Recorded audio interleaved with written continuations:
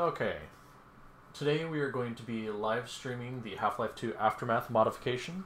This is a restream because of last couple weeks ago's major technical difficulties. Today we have Jackathon. He's one of the mod authors of this mod. We have Vic, previous member or associated with Lambda Generation.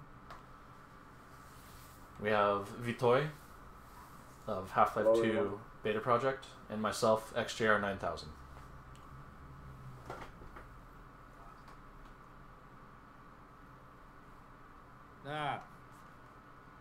Alright, so let's start and hope that this time things won't go as they did last weekend.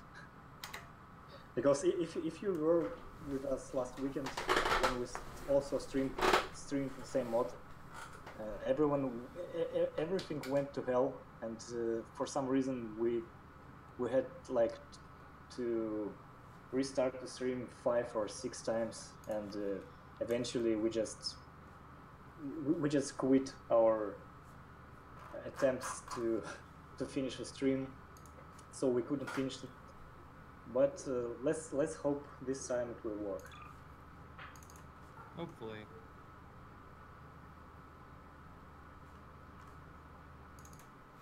Let's do the beta campaign. And can anybody tell me on the stream whether you can hear my keyboard clicking when I'm not talking? So I'm unsure if my push-to-talk's working.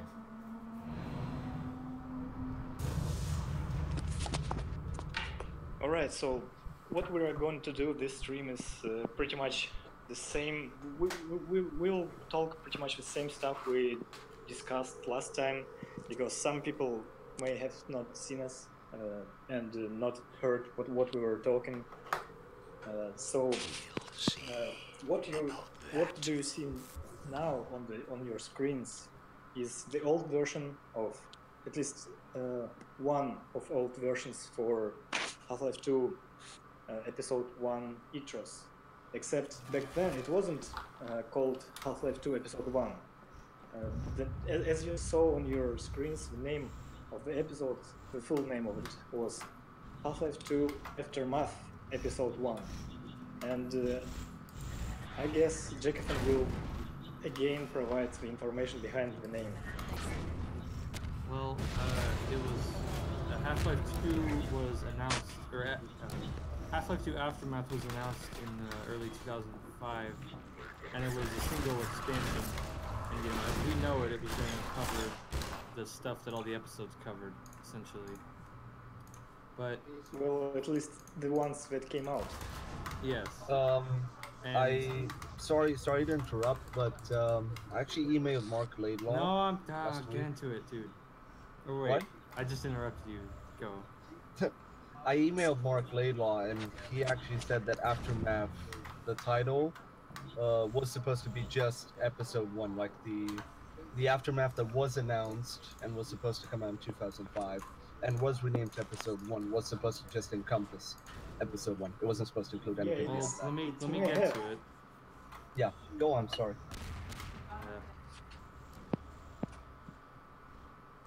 Okay. So, when it was announced, it was just a single expansion, and they didn't necessarily say there'd be any more. But pretty quickly, they had internally split it into different episodes, as we've seen with that intro map. I don't remember what the date was. It's set on the screen, but it was called Aftermath Episode 1. And eventually, in 2006, they did publicly split it to Episode 1, Episode 2, and they dropped Aftermath entirely. And then Gabe Newell did say in an interview that technically it should be called Half-Life 3 Episode 1 and 2. So, because it's like 3 parts of a new game. But obviously, they didn't do that. Scott, I think you should adjust Jackathon's voice in Discord, because people are complaining that his voice is pretty quiet. And what I can add about this is, well, first off, Mark Laidlaw isn't exactly he doesn't remember everything, and what he might have referred to Oh my god. was Oh Nice no. one. How are you gonna get out of this one? I think it's impossible, or it is. Maybe not. No, I think. So Oh, wow. Mark You gotta do it Laidlaw from an angle. From an He angle. doesn't remember everything, and he just might forgotten about this. And in his Yeah, response to your letter, he might have referring to the time episode 1 was called Aftermath episode 1. That's Yeah, when it I definitely agree with was. I agree with what you said. Let me just pull up the email and read to you what he wrote to me exactly. Hey Jackathan, So can you he just turn said up your mic Aftermath some was so I don't just- have to stop this? What? Can you just turn up your mic so I don't have to change it? So I've got the email right in front of me, and Mark just says Aftermath was just a temporary name used very briefly for the project that became episode 1. What about this? He says Gabe didn't like the name, so it went away. I can't turn it up that much. How about this? That's okay. Alright, so this map is a reconstruction of a beta level. Well, I'll wait till he gets back to playing it, but essentially, in the retail VMF from the map pack leak, there is a in that Citadel map, which is Citadel 03. It's the viz groups are full of unused content, and so I went through and I re-enabled most of it and reconstructed some stuff based on screenshots. So this is the Citadel core map as it relates to January 2006.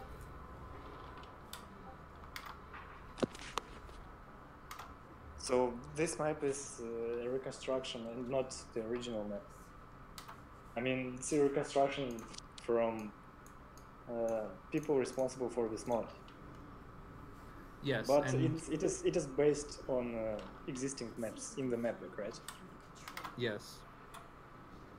So what's different about this one compared to the retail one?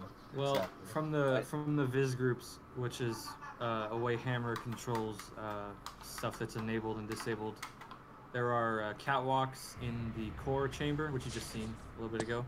This scene is different, and I'll let Alex do it.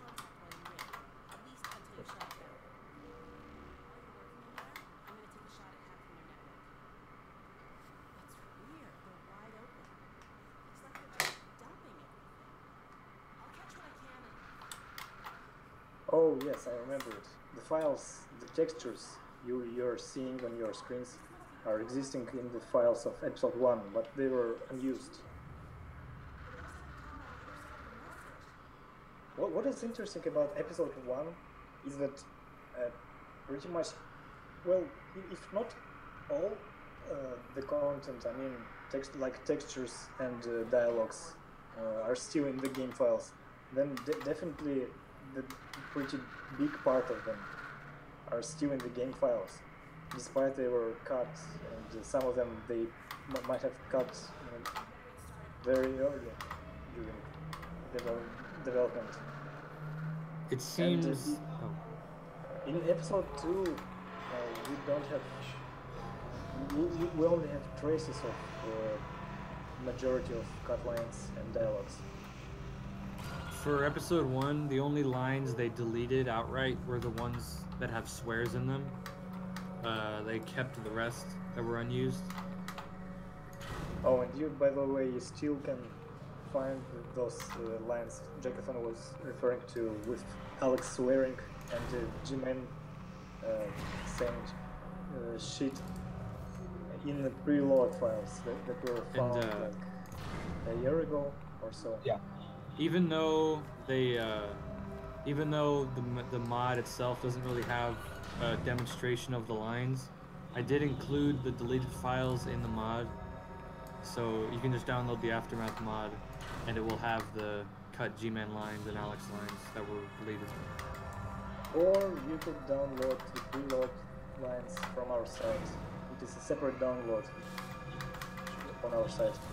So if you want G-Man saying shit in your mod, then you should just take the files. Yes. And Alex bitching about Combine soldiers.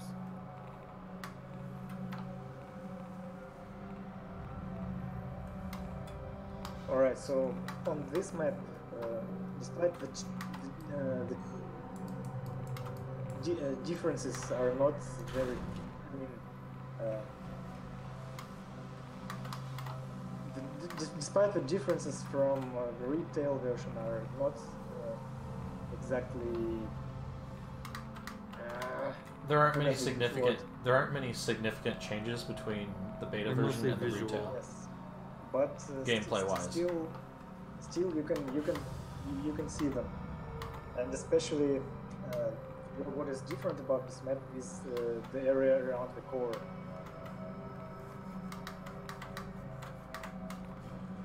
And also, you can see the void behind those energy balls thing. And, Catches. yeah. Well, I should explain why that is. Yeah, please. Because, okay, for some reason, which I'd never figured out, if you try to compile the original leaked VMF, it doesn't work. It actually goes over Hammer's limits. So I had to remove a lot of stuff to even let it compile. So some of the differences aren't from the beta, they're just necessary to make it work. Which is kind of sad. But there was no other way to make it actually run. So, for example, the void behind the catchers is not intentional, it's just I removed a lot of details. I don't know if Valve had better tools or what. Those are sacrifices you must deal with when you fix the better stuff. Yeah. And also there was a bunch of leaks that there was just too many to fix. Like much of the geometry was just destroyed and off the grid, and lots of tiny leaks. Oh, by the way, you can see here the stalker pods that were completely removed from the final version, which is pretty interesting.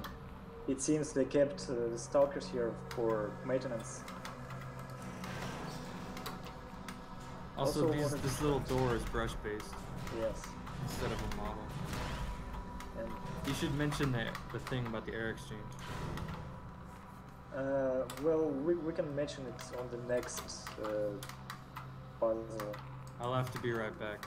Just give me a second. Alright.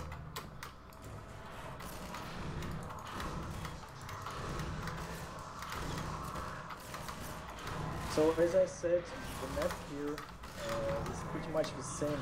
I mean, it kind of survived into retail, but still, you can see that there were many changes, especially this area around core, I said before. Yeah, this is probably the biggest difference. Yes, in here you can see the sky bridge, which is partly destroyed by the core, melted. And in retail, I don't actually remember what exactly was in retail here. So there was some construction, but definitely not a sky bridge. Yeah, in retail it's just a set of catwalks around the core itself. Yeah, it was circular. Yeah, a circular kind of set of catwalks. What are we talking about? What the retail version of this map was. Well, the construction yeah. around core.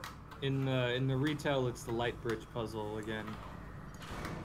But you know, Oh yeah, in this version, you just have to dodge the core and sort of scoot past. It's less fun. For some reason, I also had lots of errors with the logic and the scripting. For example, the core would not function properly on the initial compile, even though the map is from Valve's server. So it's very strange. What I forgot to mention about the core, initially it has different texture, which you can see in the first teaser trailer for episode 1. Well, back then it was still Aftermath. At least they, of course, were referring to it as Aftermath. So the texture was different, and that's probably because of some different shader or just another earlier version of shader. I'm not sure. Did you mention the air exchange thing? We're not there yet. Not yet. Not yet. There will be another puzzle we can mention there, Right. because I think the second puzzle is more looks like the air exchange puzzle than the first one. So it should be noted that the Citadel core idea dates back to like 2001. Not the map itself, but the idea. Did you already mention that? Nope. No, not yet. Well, yeah. In the map pack, there is a prototype of the Citadel core. It's very basic. Even 2 of them. Oh yeah, and it's just the actual core is just a sprite. It doesn't have any modeling or anything. It's very early. And obviously there's no gameplay and no...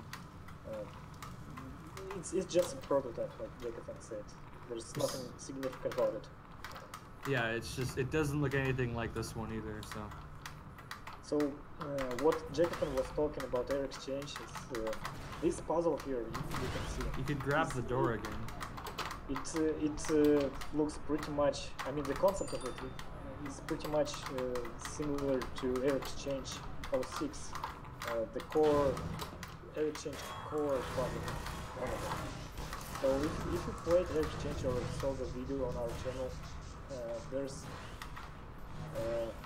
a puzzle involving 3 bolts of lights which turn on one after another, and you must walk through the corridor and dodge them. So in here in episode 1, this puzzle has pretty much the same concept behind it as in air exchange. So it might be at the same time it might be not, but it might be the leftover, or how to say, well, Remnants. Concept. what Recycled. is, Yeah. Recycled what is later on. left from one of their earlier ideas. Episode 1 on the whole is pretty much just stuff they wanted to do in Half-Life 2 but didn't. That's how I always thought of it. Yeah. Especially the Citadel section. Yeah, and Well, the Citadel, judging another sort of concept that was supposed to be, well, that does come up in the leaked map pack is a rumor the advisors live. Oh, and yeah. That obviously is featured in episode 1. And I don't think it's really that different. I think it looks remarkably similar. It's not exactly similar, but again, the concept is pretty much the same. This is the part where there was a weird problem. For some reason, the core ball wouldn't shrink properly in the original map, even though it's the one Valve has. So I had to like fix it. It's very weird. Alright, so in the retail game, Alex views the Mossman video after the core, but you guys seen that it was originally before. And So I there don't- was just a mention of it. Yeah. So I There was don't no- know. I don't know what happens. I don't know what happened in the beta version after the core scene. I think she goes back to the monitor and does it again. But yeah, I wouldn't call that very accurate to how it was. It's just a mistake. And since it's the last Citadel map in this mod, it's the last they could restore, because not every map, not every beta version of, I mean, beta versions of,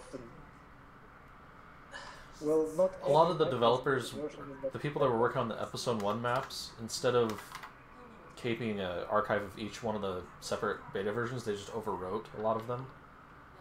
Yes. At least in the Same- archive same that we happened have. to episode 2, actually. So since it's the last map of Citadel in the chapter, I want to mention what else was cut from the Citadel. So eventually you and Alex would enter some room with something that looks like Nova Prospect Teleport, and Alex was making a remark about it. There's still mention of it in one of the files from episode 1. I forgot its name actually. And also, there's a room. There was going to be a room that looked like a museum of human history. Alex talked about that too. It was also full of a Citadel gift shop was there too. Yeah, We don't know. Bust of Green, yeah, Green Bust. We don't know what it actually looked like because all we have is Alex's dialogue, but I'm sure it looks stupid. And it's possible they recorded the dialogue and never even made the thing. Oh, Scott, can you put it on pause? Because there's also a difference in the stuff. If you remember, in retail, in Half-Life 2 Episode 1 retail, there was that scene at Stalker car where Alex was talking about Stalkers and how are they produced. I mean, who becomes Stalker, and the general mood of this scene in retail is that Alex feels pity for them, but in beta stages, Alex was, for some reason, she was scared of Stalkers, and it appears Gordon could, player could uncover their heads, like press E button, and that door that covers their head could open, and Alex was like asking Gordon not to do it and cover them back, because it appears she was scared of Stalkers in the beta stages, and I think that's pretty much everything we can tell you about beta stages of Citadel levels. Well, a thing that we didn't try to even do was that the design used to be different. They used to look like the Half-Life 2 Citadel, but they changed it so it was all orange and destroyed later. Yes, right. If you look at early screenshots, you can see that. Yes, and also the Citadel itself. The Citadel itself, because it beta stages, it looked like just Half-Life 2 Citadel, and there was no damage to it. And people initially thought that that's pretty odd, because everyone thought that Citadel is fully destroyed during the ending of Half-Life 2. And then they see the images of Citadel, which looks like the same. But it appears they just didn't implement the look of destroyed Citadel yet into the game. I already fixed what they're talking about. What? I already fixed what they're talking about. And what were? I just didn't read the chat. Well, alright. I had We got music drowned out super by loud. music. If you fix it, then it's good. Oh, another thing we didn't mention is that during the low life chapter, if you remember in retail, Gordon, player, put on the power himself, the power box. But during beta stages, you had to light your flashlight on the power box and cover Alex while she works on the electricity. So eventually developers thought that it's not interesting, and it's more interesting for the player to put the power on himself. And I think that's pretty much everything. We will mention also the cutscene, another cutscene which was to happen on this map, but we will mention it later because they actually recreated it on the map. Right.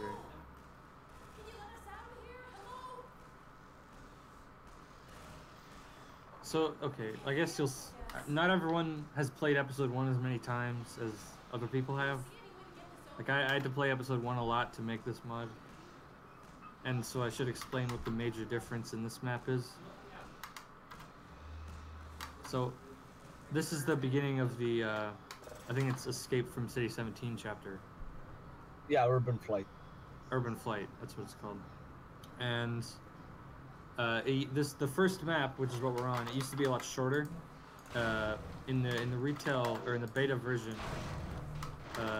you went into that room with the fire and the trip mines.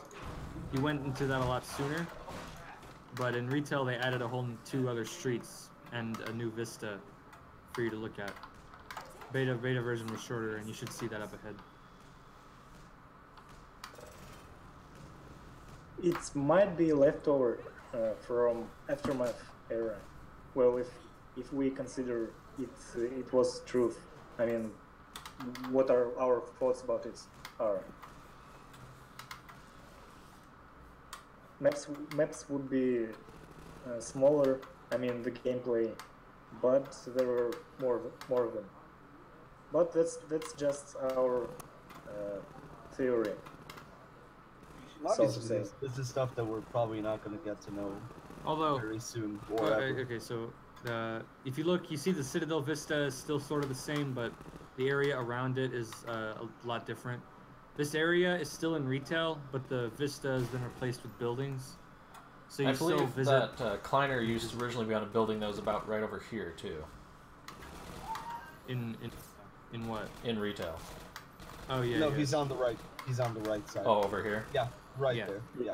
Yes, he's there. They moved the Vista, and the monitor was there, so I assumed the Kleiner cast was there. I don't remember if there was evidence for that or not. Still, you can find the screenshots, pre-release screenshots of episode 1, and you can see that those stairs we exited from on those screenshots. So we can track the approximate date when it was cut. I mean, when the map was changed. And I think it happened somewhere at the start of 2006. About half a year before the release. You know, I'm not sure if this is true, but I think, I think the earliest Aftermath screenshots still have the map name in the file name of the image, and it's called Ep1. So I didn't really think of that. I wonder if anybody noticed that at the time. Yeah, that's a good one. I mean, like the content folders and everything for episode 1 are called episodic, as far as I know. Yes. The on Valve's source file server, episode 1, both episodes were being made in a folder called episodic. So, since that folder got leaked, some of it did. You can find episode 2 content in the same folder as episode 1 content, because they were being made in the same place until they eventually split them.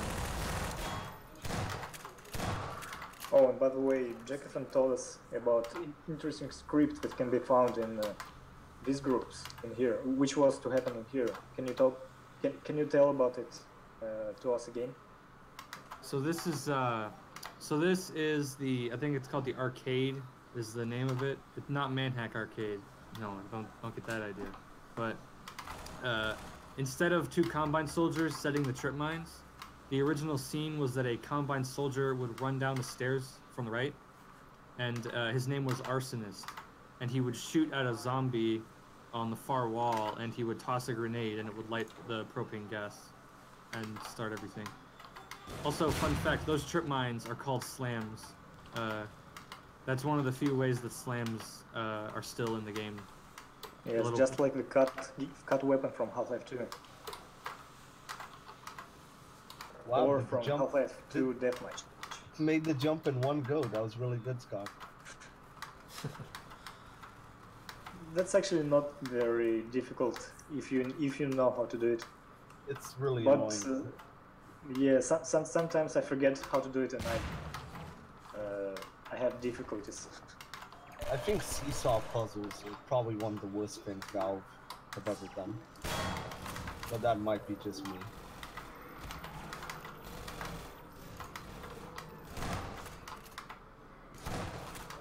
And I think there's no significant changes on this map left. I mean, we don't have the exact. The main difference is that it was it's a lot bigger. For example, this was a separate map in retail, but the change level, you know, that little stairwell is where the change level used to be. But in the beta, it was all one map, as you can see. This tends to happen a lot with Valve, where they have a bigger map and then they end up splitting it probably for optimization. I guess we can load the next one if nobody. You is can no against clip. it. You can no clip to the end because it is a direct transition. Okay. It's just this area here was completely copied from retail version, so you won't see any changes from now on this map.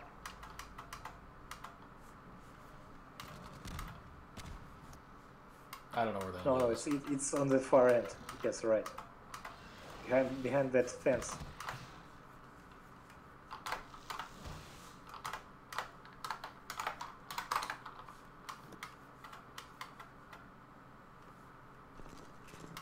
So this map right here is very interesting.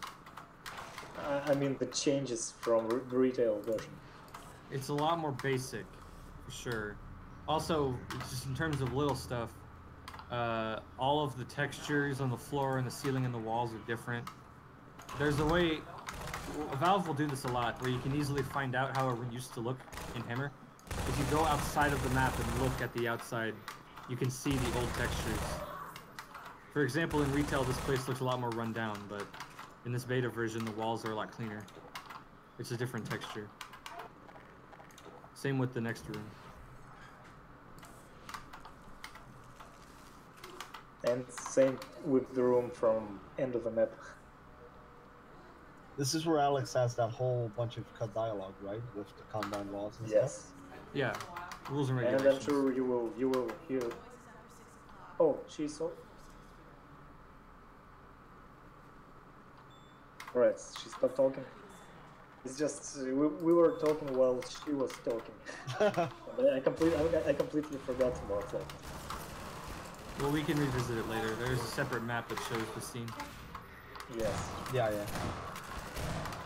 So if you remember in retail, I think there's even a mention of it in developer commentaries, or not.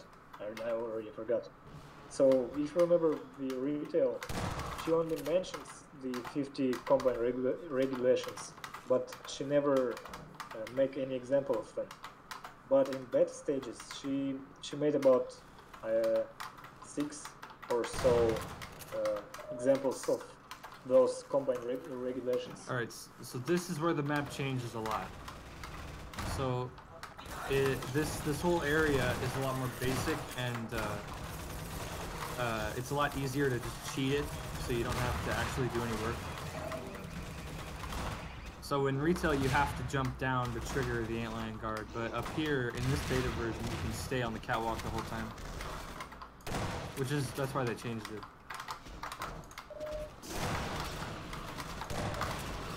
And you also, the interesting thing is, you actually can find the look of it, and that's actually how it was restored. On one of the very first screenshots of the Aftermath. And oh. No. Most of the geometry in this map is taken from E3 C1702 from 2003 Half-Life 2 demonstration. For example, Which is Strider's demo, right? Yeah, the Strider's Yes. demo. For example, the tall white building that you're looking at right there, that one's taken from it. That destroyed little yellow building is taken from it. The crumbled building behind the walls is taken from it. And the square white building with the curved corners, that's also from it. That's the Yes. building where they took the F and the U and threw it at the Strider. Exactly.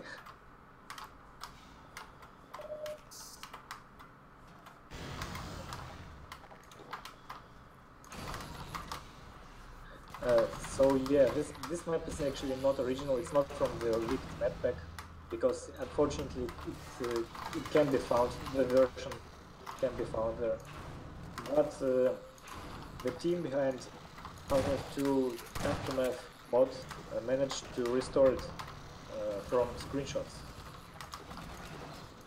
and they actually did a pretty good work restoring it, because if you will find those screenshots, all these places they look the same pretty much. Everything after this is pretty much the same, except the textures are different, so you won't really notice very much. Well, Well- we can show you interesting stuff with textures and no click again. Yeah. There's one thing that Valve changed, which is kind of stupid. If you notice the ceiling in this room, it's sort of a wood board kind of a thing. In the retail version, it's kind of a concrete. But they didn't change the geometry to reflect it, so you'll be able to see that when he breaks through the ceiling. Can you do that, Scott?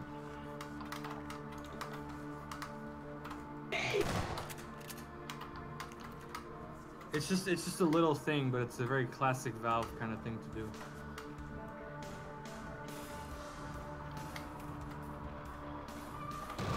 So right here, you fall through the ceiling, and if you look up, you see that it's carved to fit with the boards.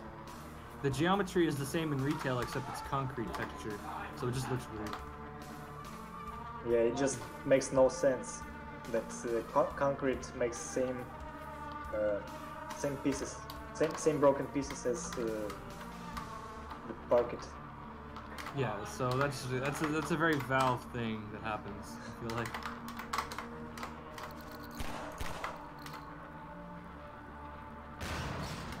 And yeah, since there's no major differences from now on the map, we will just not click it. There in the low life chapter, a thing that was cut was that Alex would operate the power boxes instead of. I already told that. Did you? Was that Yeah. earlier in this Yeah, stream? I already mentioned. Yes. Oh, Now this one is not this is even this in is the the game at best all. one. This one killed the stream last time. So okay. Yes, exactly. So this will be my 7th time explaining this map because of the technical difficulties last time. Fingers Cross the everyone. fingers, guys. Cross the fingers. So this is C1703. In retail, the sequence goes C1701, 02, and then 05, and then 06. So it skips 03 and 04, and this is 03. So this was cut very, very early, and you can tell because it looks really bad, and it's not very fun. And we don't know what 04 was. It's completely missing. But I bet every episode 1 map looks like this back at the time. I would really like to see every Ep1 map when it looked like this. So this is before they even recorded dialogue. Everything is on-screen text. When is this map from? Do you know? It's May 2005. It's over a year before release. Yeah. So the goal of this map is that you're in a sort of arena with an infinitely spawning number of enemies that fight each other, and you have to go into this combine garrison to get out of the area. So you can't get to the top floor because the elevator is broken. The only way to fix the elevator is to find the gears, and for some reason the gears are scattered around the arena, hidden behind doors. So I can't really describe how broken this map was in the original VMF. So, like, okay, basically, You just exploded Alex. Yep. So essentially,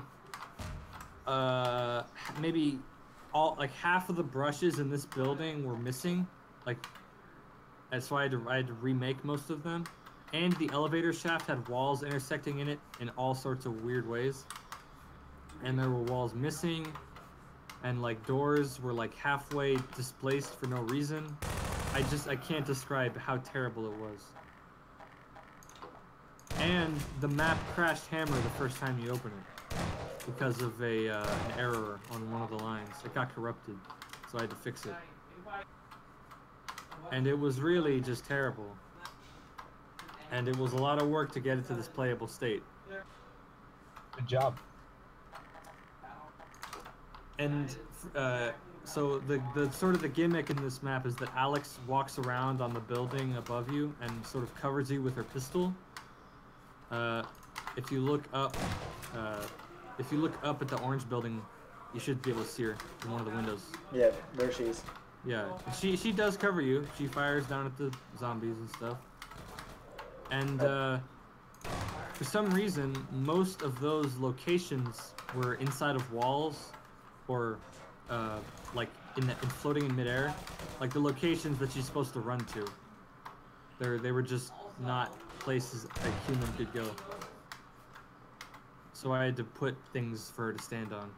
And another problem that Jackathon did change in this map was the enemies were infinitely spawning, but it got so chaotic that half the time when he was playing, these gears would get tossed over the edge of the map and you wouldn't be able to continue.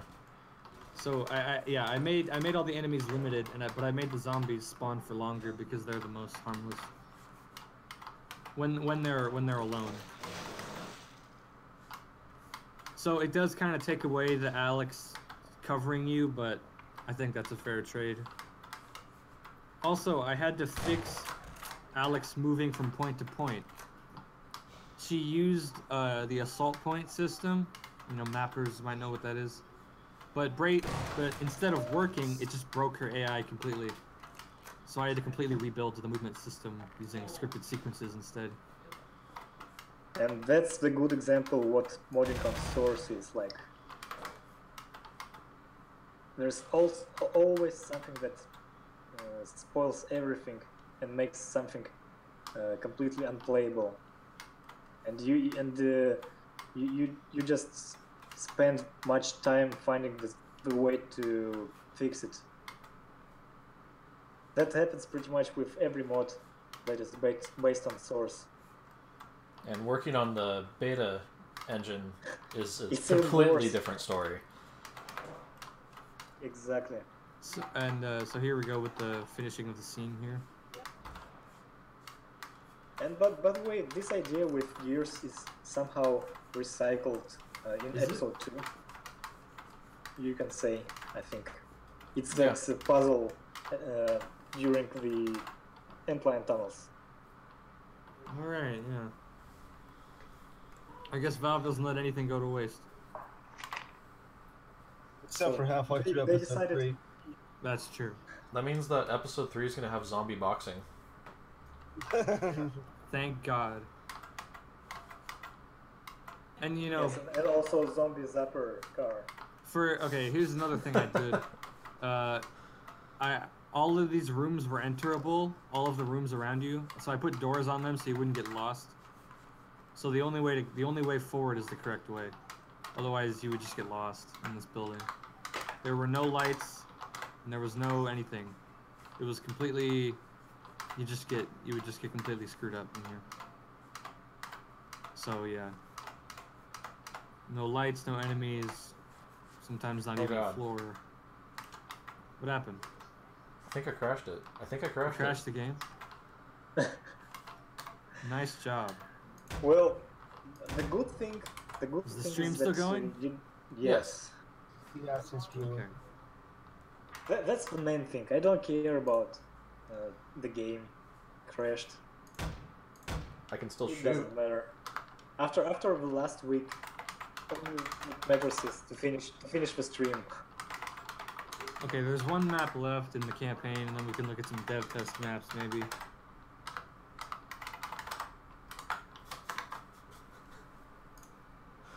So Alex, at the end of that map, Alex mentions a bridge that you're supposed to cross from the Combine Garrison. The bridge is there, it's a single dev texture brush over the street, out of sight. And just like the other stuff, there was no way to get to it. So I carved out a path out of the building, just for simplicity. And then we should mention that unfortunately the next map, City 1704, is not in the map pack and it's nowhere to be found to us. And we have no idea what would it be. There's no clues, like there's no mysterious dev test map that looks like it or anything, it's just gone. Oh well. It's okay, I fixed it now. Sorry about the keyboard, it is now fixed. Push to talk was not functioning. Ah. Anyway, that map is cursed, but I'm glad we got through it. I should also note there was no change levels. That map had no connection to any other map. It was just completely standalone. Hang on. Hang on. And I also want to mention another cut dialogues that can be found in the text files from episode 1. One of them is about time that left from the ending of Half-Life 2. One of the citizens was to mention that end plans weren't... Actually, I can quote the cut line, fully quoted. Wait a second. So he was to... One of the citizens, while fighting the end lines, was to say, end lines never got into the city in the old days. I mean, last week. So this line was to make an exact point how much time passed since the ending of Half-Life 2. And it is 1 week. Also, there were interesting lines. I think that could mean since the Nova Prospect uprising, maybe. No, I don't think so. Because wait, while right. the city, There's no end lines in the Street War chapter. Yeah, you're right. Yes, it's. I put it. Hang on. It's L5. Yeah, that's correct. Otherwise, the end plans could not breach into the city because the citadel was still functioning and it had some kind of restrictors that prevented them from entering the city.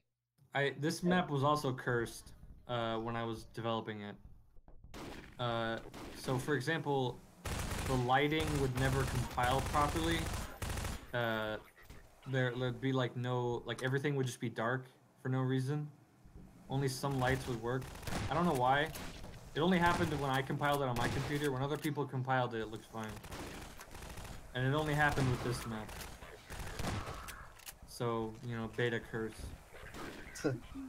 This map is pretty well developed. I mean, it's got sequences, it's got good combat, and everything's sort of well lit. It's still a little rough, but it's a pretty solid map, honestly. But the starting of the map was changed in the final version completely. Yeah. Or even cut. I'm not sure. I don't think... No, this isn't used anywhere. This burned room stuff. Yeah. It's pretty good. If they just sort of made the lighting better, it would have been a nice little sequence. I don't know why they cut it.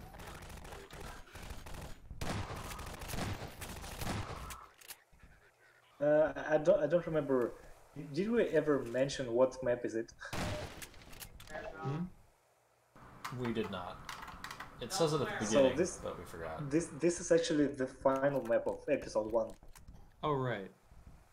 It's the train station, the old version of train station level. So this is C1705, obviously. It said on the screen earlier.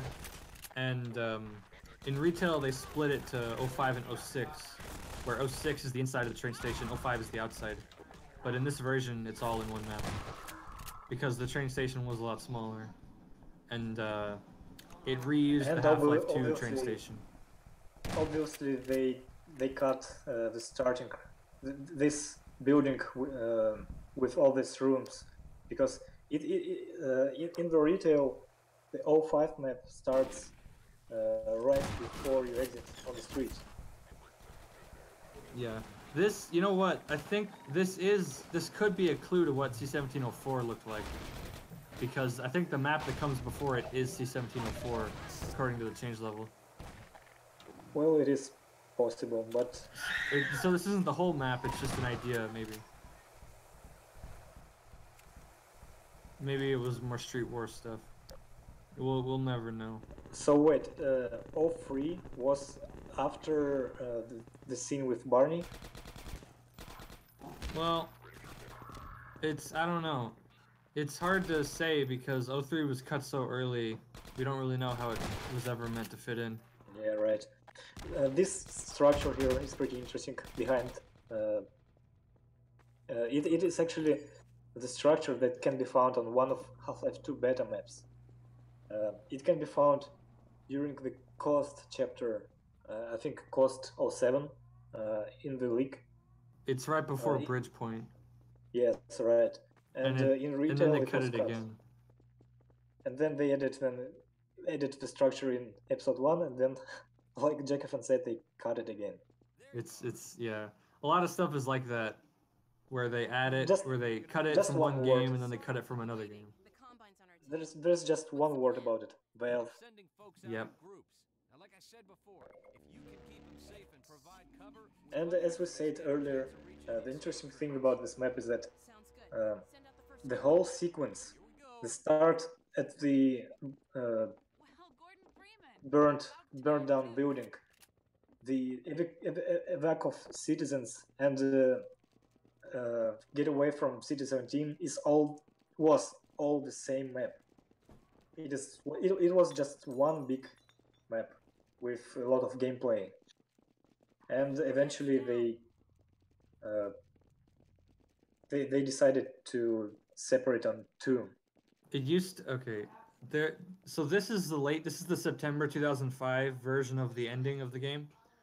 However, there is another version which we don't have, which I wish we did because it's really cool. There's a bunch of dialogue from Barney where it references a whole bunch of stuff you would have to fight. It's way more than in this version and way more than in retail.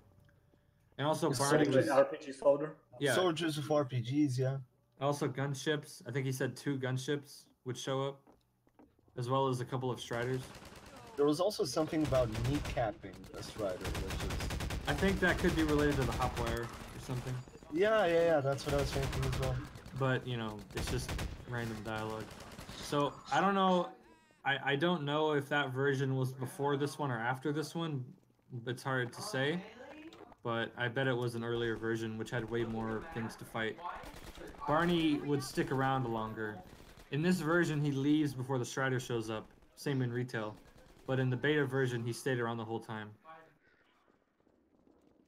You know, he watched you fight the Strider and the gunships and everything. What is also interesting, there's a dialogue that can be found where Barney says, "The train's about full, let's finish up here and start getting people onto another one."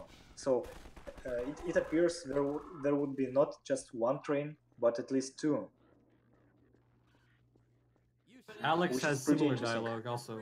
Yes. So the name of the... So there's like dialogue full, you know, they're named similarly to like they group dialogue by where it's used. So most of Alex's dialogue for this level is called Last Train, and there's some dialogue where she talks about missing a train and having to get another one. So when you're going to the escape train for the player, you can miss it. "Uh-oh, looks like we're gonna need another train." Yeah. So she calls up another one. So this sequence, I guess, used to be a lot longer in the earliest version. Like, you'd have, you know, RPG soldiers, gunships, Striders. If Barney would stick around for a while, you'd have like multiple trains, maybe at least up to 4 trains. It's crazy. I really want to know what that version was like to play. Oh, and also there's another interesting thing is she would say, she would remark why she dropped her shotgun. She was to say that it is jammed, and she hate to leave it, but she doesn't in the retail. I don't even remember how. Oh, actually I do now. She drops it when she takes the machine gun. Right. Hurry up. Yeah. It's a little more clever than just saying, "Oh, it's jammed," and dropping it.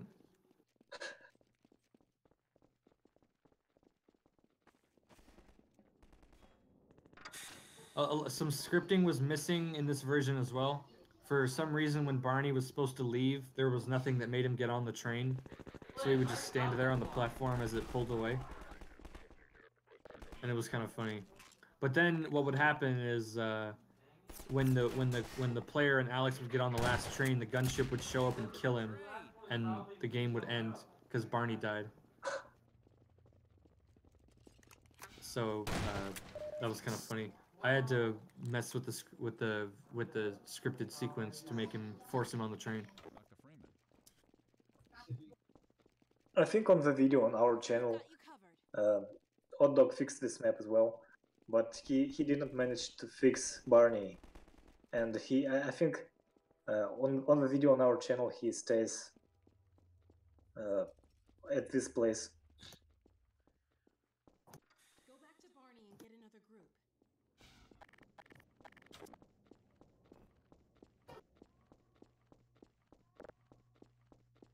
Okay, run this group of citizens over. One thing I forgot to mention is that if you remember how we find Barney's hideout, I mean all citizens who left in City 17 where they hide. Before we enter it, we find a citizen who would greet us and invite inside. So in beta stages of development, Valve had different dialogues for him and Alex. I mean, they were like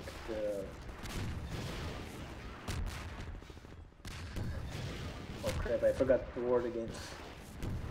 As you can hear, my English is not pretty good, but alright.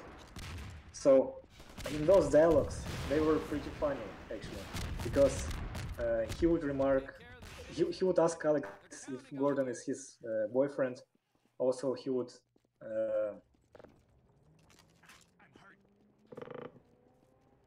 I don't think I've heard this line before. Heads down. there's just too many dialogues for me to read them all right now. I will just sometime later I will put them on our site when the articles. I mean, there will be a section on our site with all the text and stuff like that. There's a bug. Like, There's a bug on that Which brick one? wall when the combine rappel down. when they appear under Yeah, they go under the ground. the brush. And the thing I learned about the combine soldiers is or NPCs in general, they can shoot from behind displacements, so you can get shot at from a combine under the ground and not even know where it's coming from. You can see their head poking out. Yeah. So what I was saying is, there will be a section on our site called articles, and you will be able to find different texts about cut content there. But I don't know when it will be done, unfortunately. But slow and steady, but we're working on it, and eventually it will be done. Alright, was it the last one? Or this will be the last one? I don't know. The train just blew its horn. Alright, yeah, so so he's this group must be the last group of citizens. To the trains, people! We'll make sure you get there safe and sound. By the way, I don't know if you saw it, but on this map, the Barney's machine gun is very Keep your heads down. very overpowered, and it can even move cars.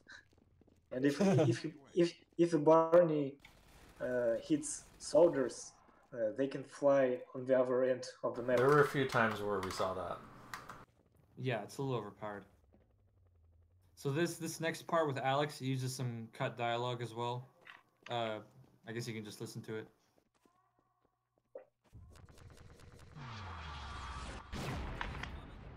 Go on, Barney. They're not after you. Gordon and I will draw their attention while you get the others away from here. We can grab another train once you're clear.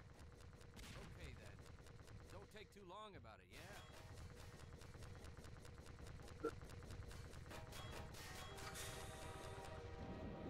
Okay, Gordon. I won't be much help against the Strider, but I can find us a way out. Hold on. So as you can see, the Strider battle was to be on the same map. This version. What? I said the Strider battle was on the same map where you evacuated citizens. Oh yeah, it is kind of cool. So sometimes the Strider will like walk over some cars and they'll fly up in the air. It looks kind of neat. It happens in retail Half-Life 2 at the final level of Street Wars sometimes. This Strider's weak. Yeah. So here's another cut scene as well. When you follow Alex back to the console way in the back of the train station. And in some version, it appears you were to pull the trigger yourself. I mean, for the power. Some of the cut dialogues says that. This train should pass near enough to where my father's holding out. The train's all set. Hop on and I'll get us going. So this is obviously Half-Life 2's train station. You know, you better get on that train, dude. I don't know if it waits for the player or not. I didn't test it. So. And you are going to see now the beta stages of the early City of Destruction sequence. It's very beta, as you can see. Alex just kind of casually goes through the wall. She doesn't care. See, that's the gunship. That would kill Barney sometimes. That would break the game.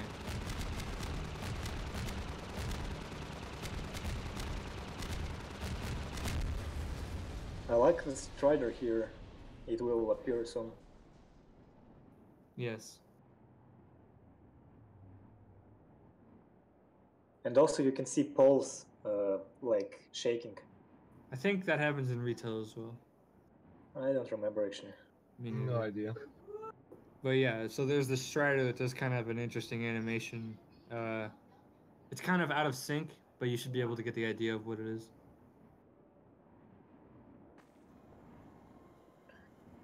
Although, wait, you have to look out the window though. We made it. Wrong window. Wait, I don't know if he's in this version or not. Because there are two versions of this map. I guess he's not in this version. So this is the earlier version.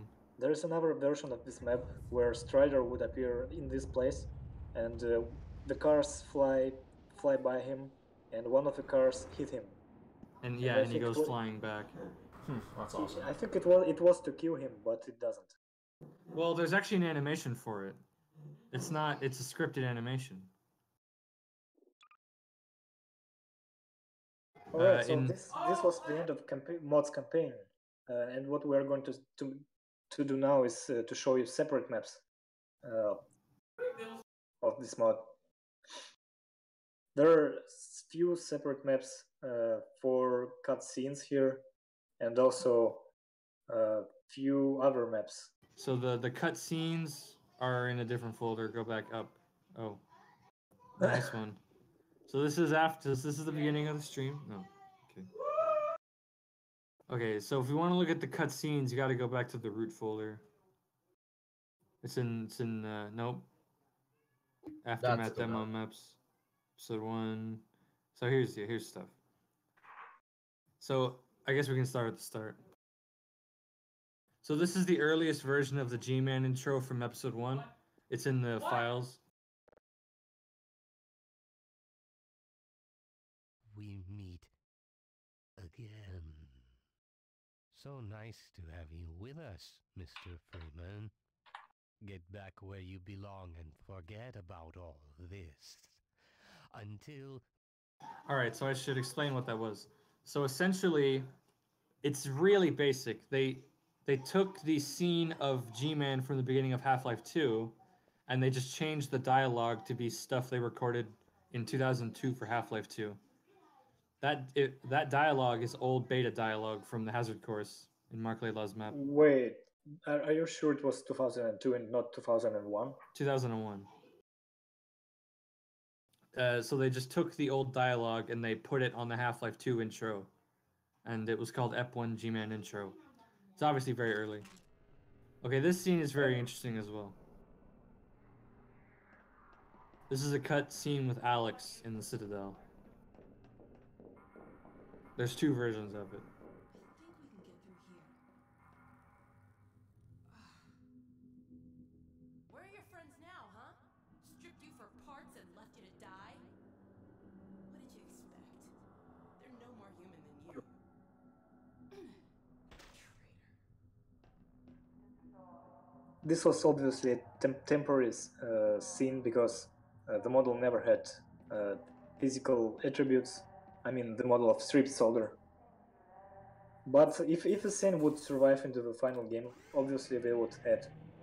Also, it used a custom kick animation, which we don't have, so I just put in Alex's default kick. So there's two versions of this scene because the scene is still in the You can load files. the next one.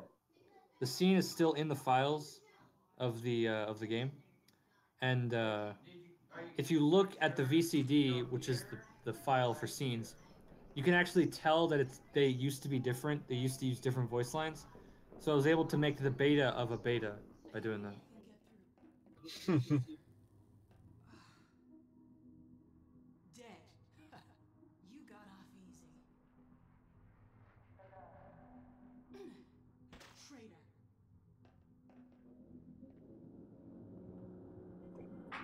What is interesting is that this place is still in retail, and you can actually find stripped soldiers a bit farther. Scott, if you walk a bit farther to the right, yes. So on that wall, a bit to the left and upper, yes, Yeah, there it is. there they are. Up There a bit. are combined beds with sleeping soldiers there, but Alex never makes any remarks about them. They're Yeah. hooked up to like I think memory replacement devices. Yes. Yeah, That's I the believe idea. that's reused model from Half-Life 2, if I'm not wrong. There wasn't I a model, based- but there was a concept art. Like yeah, Yeah, concept art at concept art. least. So the next. Okay, so this is from C1701. The stalker train took us further than I thought. We've still got a hike ahead of us, but it could have been worse. I put that in because it's a missing line, and I put the name on screen because it's the best I could do. Thank God. It's So we would see a map of City 17 underground, or even the whole City 17. But fortunately, they never made a thing. And Yeah, the decal on the wall, I put that there. That's not in the original map. I just put something there for her to look at. That is the original spot she would look at, though. I didn't change that. All right, now And we can here are actually those- watch this one without speaking over her dialogue too. Yep. You'll have to play for a little bit to get to it. Get back. Huh, for some reason I didn't change the textures here. This still has the the retail floor textures. textures. I thought I changed the textures to be the beta ones. I guess I didn't. Also, there's a little tidbit of information that I want to mention after this. Something interesting. It's sort of about the development. I think we just broke about 50 Combine regulations. No eye contact with Combine soldiers. Don't damage Combine property. Don't kill the Combine representatives. Have your papers out and available. No loud noises after 6 o'clock, or before 6 for that matter. What's that beeping sound? Get away from the doors! Alright, so that's over. So that's the last of the scene maps. And we only got one Aftermath demo map left. Before we proceed, I would also add some more info about cut dialogues. So there would be 4 dialogues for Alex. She would remark when we would pick up a new weapon.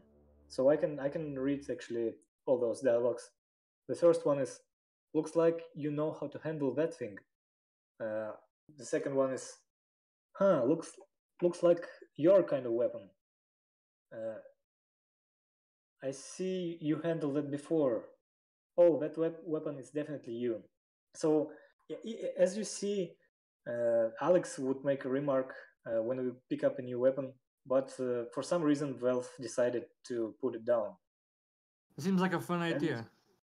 And also another fun thing is that it seems Alex would give the player medkit in some occasions, or even during normal gameplay. I'm not sure. There's 2 lines for her when she says, "Here, get yourself patched up," and also, "Here, have a medkit," just like the citizens do. All right, so But there's some.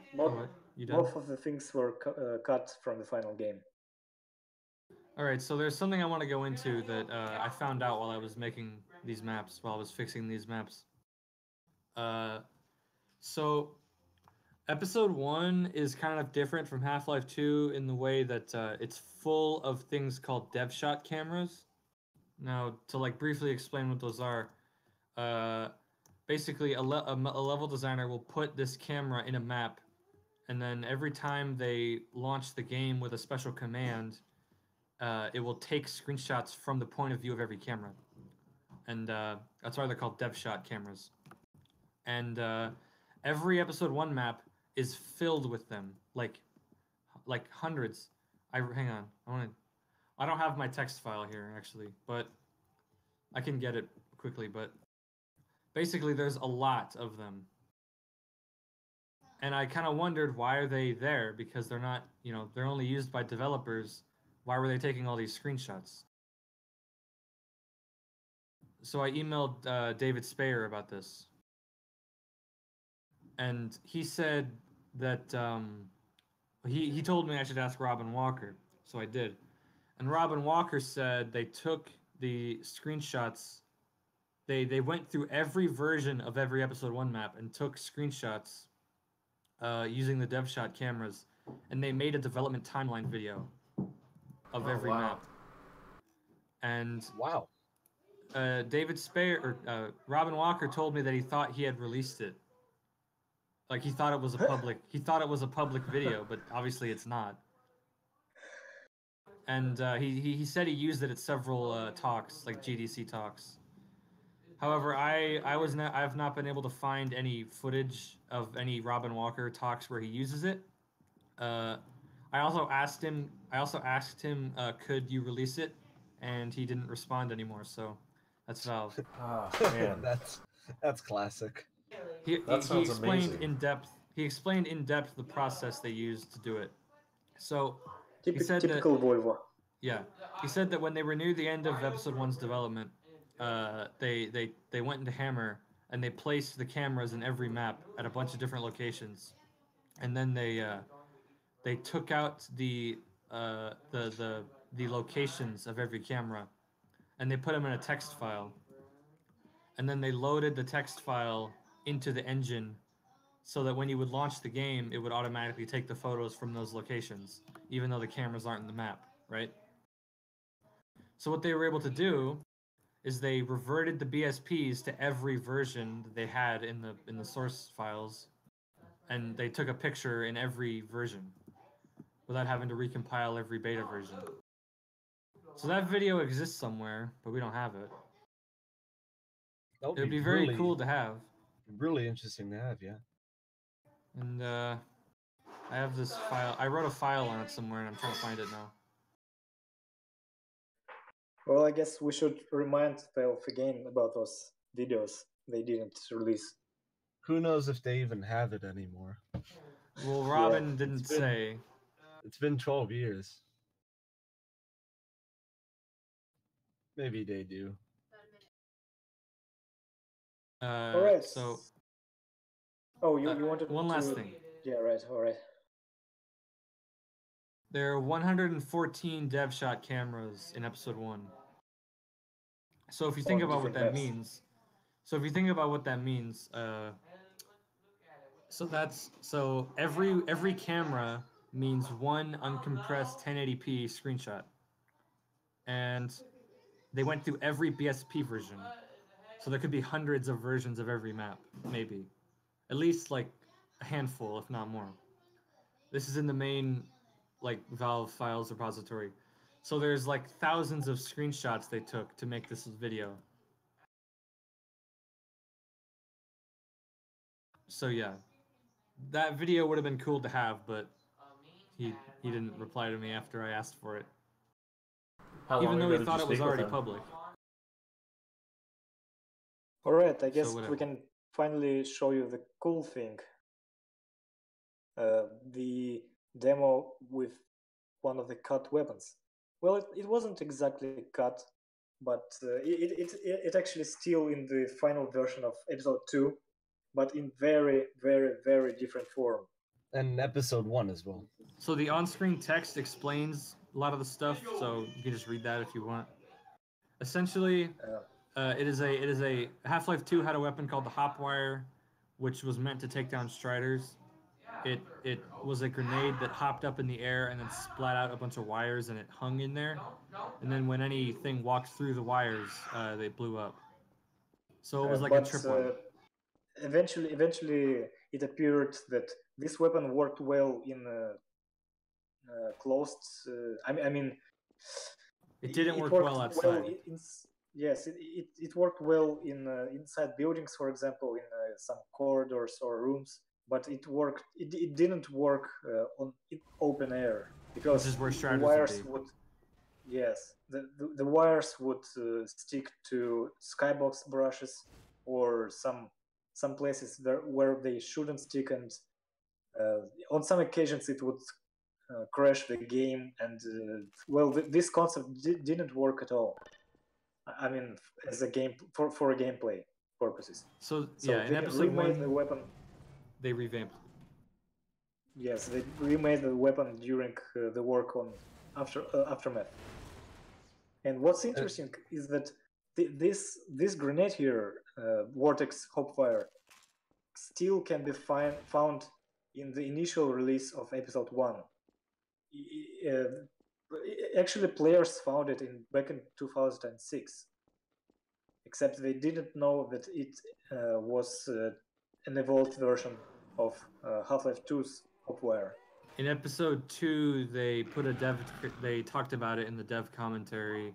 They talked about how it became the Magnuson device. It basically, Valve was looking for a cool way to kill Striders, and they didn't find one until episode 2. And they tried a lot of things. Yeah. This wasn't supposed to happen. So Max from the Lever Softworks team made this map. He always makes the weapon demo maps like this. It is a very good one. It had to be designed very carefully so the player can't kill themselves. Because if the player gets sucked into the vortex, the game gets very unstable. So try and throw a hopwire in here, see what happens. Like not in there, but just throw it anywhere. Yeah. See, it disappears. deletes. Yeah, and this room had to be very carefully made so you could throw the hopwire into there, but not have it land on the floor. There's remove brushes everywhere. Scott, they can't see the gameplay. How long have they not seen it? I think they didn't see it at all. About 3 minutes, I think. Are you sure? I hope so. Yeah, there was a gameplay before. No, there wasn't. It's been on this for at least 10 minutes. Oh, yeah. That's right. Alright, so the gameplay should be up now. Well, yeah, it's working now. Yeah, it appears to be now. The stream is cursed after all. It's cursed, but there's no way it can be done with no problems. But at least this didn't kill the stream. It's just we look stupid. Anyway, so one thing I should note is that the vortex hopwire is meant to it sucks in everything, and then it drops out. They described it as a block of matter, which is made up of everything you collected in the vortex, and you could use the gravity gun to throw it at striders and just knock them out of the sky. And it's incredibly heavy. Yes, and in the original episode 1, it doesn't actually work correctly. For example, it doesn't create the block of matter that it said it was supposed to for some reason. Yeah, I was thinking of that.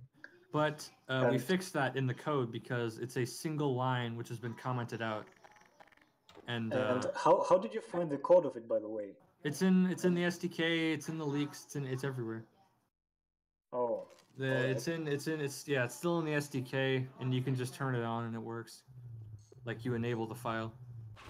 So an issue. This weapon was actually cut from episode 1 since 2013 after Steam Pipe update. So Scott, the way you can pick that up is if you you should turn on developer 1. You need to turn make on the developer gravity 1 on gun the console. pick up heavier stuff. So when developer is enabled, the vortex will say how much mass it sucked up every time you throw it. So you can have sort of fun with that. You can see how heavy the paint can is. So throw it down there so it picks up the other paint can. Like sort of launch it towards that. So and you'll see how heavy it is. So how heavy it? Look in the console. Yeah. So it's really heavy. So obviously the problem with this weapon is that the weight piled up really fast, and the fizz cannon could not get it like very quickly. The fizz cannon could not grab it. So obviously you go into the console and you use the command fizz cannon max mass, and you can pick them up. You just set it to an astronomically high number. You see, they become so heavy that the ground shakes when they land. Yeah. They're just little paint cans. So it's very fun to play around with, but it's really not useful. Yes, for gameplay. But it's a neat little thing. I think they said in commentaries that players often sucked their allies and themselves, and it happened so many times that they just decided to make a new concept. So and the reason this weapon is very hard on the game engine, like if the player, so the way it works is that it sucks in entities. It has like a simple push thing in the code, and then once it gets a certain distance away from the middle, it just deletes the entity. It just deletes it. So, for example, if the player goes into the vortex, it deletes the player, which the game is very unhappy about that. And it also records the mass, obviously, so it can add it. But it's although there is an exception in the code. It doesn't suck in striders. It sucks in everything except for striders. It leaves them alone. Yeah, it leaves them alone. I assume because the ragdoll is so weird or something. Killing striders was actually the main thing behind the weapon. Yeah, but not by sucking them into the vortex. You would throw the thing at them, right? Actually, I do have some trivia about this map itself. The map that we're in. If you go back to the main lobby area, so I made this map, this area, this room. I made this room as I wanted a level select that was kind of like a real location. I thought it would be kind of funny for that, but we didn't. We ended up using the menu, so it was repurposed for this map. But I thought a level select as a room you walked around in would be fun. Oh, like kind of all like a those museum level or selectors in, for example, in Synergy. Yeah. I have a version with in my version there's doors along the far hallway or on the far wall, on the lower wall, where it's just doors with lights and it says like episode 1, episode 2 and stuff. Obviously we didn't do that because it was kind of hard to do. It was a lot of work. So the Alright, only I thing guess that's we left can- is dev test maps. Yes, I guess we can proceed with We can look at them next briefly. ones. It's under episode 1 again. The date the map was made is in the description. This was made late 2004. It's just a test map of all of Alex's animations and scenes. Yes, and obviously it's from Half-Life 2 and not from Aftermath. By the way, Scott, the menu, the level select menu won't close if you open the menu by hitting the console button. If you hit escape, the menu will automatically close, but if you hit console, Right. it won't. I don't know why that is, but it is. I had to do some weird trickery to make this map work, actually. So, Alex from episode 1 doesn't have all of her old animations. So I had to do a thing where I had to hack all 3 Alex models into one to have all the animations. And it was very annoying to do, but I got it, as you can see. All 3 being Half-Life 2 Episode 1 and Episode 2, or Yes. And Half-Life 2. Right. Yeah. And it has all of her scripted animations from all the games, so it works for if you play any map, Alex will work. That's Nice. actually pretty useful Yeah. for other things. It's in the files of this mod. If you want to look at it. Well, if you want to take it. Actually, Valve should have done it themselves for modders. Yeah, but they didn't. I also included some of the cut animations from episode 2, which got leaked. Some of Alex's cut animations were leaked in source file format, so I think I added them as well, but I'm not sure. what's this map for that we're looking at? It's right called Lighting Zoo. It's just a place where they look at some cool lighting effects. I mean, I included it just because it looked pretty. Well, I included it because it was there. I now? mean, They were toying around with Bloom when this was apparently, happening. yeah. It kind of, it was my job to do every beta map, and so What you is get this vent's you get purpose? duds like this one. Yeah. Good question. It falls down when you touch it. Beta Mysteries. So yeah, the next one is called. Well, this is the scene we seen earlier. This is the one with the Combine Soldier. This is actually how I reconstructed some of it because some of the logic was in this map. You got off easy. It's just a test map for a scene. Traitor. I don't know And it was in the map pack. Yes. I used this map to recreate the scene in the original, where it was originally meant to be. It's a lot of you got to do a lot of map studying when you're doing stuff like this. You gotta sort of think about how Valve operates and then look at what they leave behind, what beta stuff they leave behind. Oh, I think that might be the version with Falling Strider. Yeah, I think Or so not. too. Maybe it would be behind and like far away though. This is just an early version of the ending, the Citadel explosion and stuff. I think you gotta hit It's- C on the platform. No, it's a trigger. It's already going. The blue light is yeah. Ah, yeah. It's more advanced than the one we've seen in the finale Yeah, prototype, there are more particles. but it's not as good as retail still. It is kind of cool looking, but it's not perfect. I think the glowing blue particles aren't in retail, if I'm not mistaken. Or I mean, they are, but in a different form. And we didn't include the map from Ep2 called Ep2 Intro, which is sort of an advanced version of this scene where the Citadel actually explodes into pieces. Because that's from Well, I episode guess 2's it will be. development. Yes, it will be in one of the next releases of your mod. Yes. So this map's already over. There's no real ending. Once it gets to that point, it's over. This map is weird. This is a test of the gunship crash at the end of the game. And for And you some notice reason that they you're on a- use Yeah, they use razor combine train. But in the original map, it uses a razor train model which doesn't exist. It must have been related to this model because this version still fits properly. This model. I don't know what the difference was, but it was very similar to this model. So I guess you would ride a razor train instead.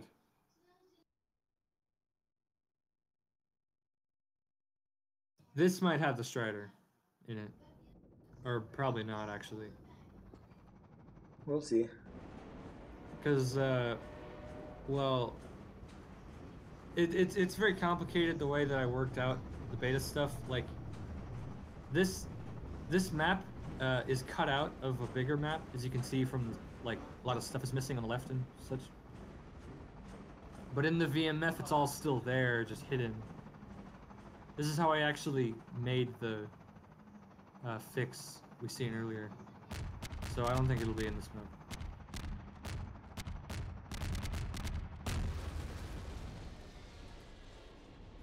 It's just a cordoned version, so it doesn't have the Citadel or anything.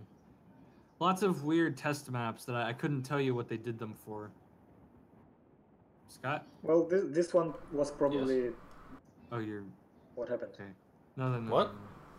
This map was probably made just to test the triggers and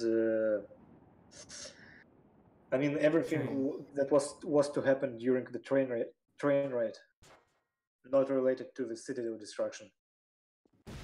Yeah, this is a nice map. It just has a bunch of prefabs for stuff blowing up in the Citadel. It's pretty cool. Yeah, I like this one a lot. It's useful for mappers who want to make Citadel stuff. This is in the leaked map pack, so you can open it up and you can look at the little Citadel bits that Valve used for that. If you're interested. And also, what's interesting is that at the last thing, those wires, one of those wires is not in the final game. I mean, it can be found anywhere in the final game. And over here, it looks like a gas leak. Right.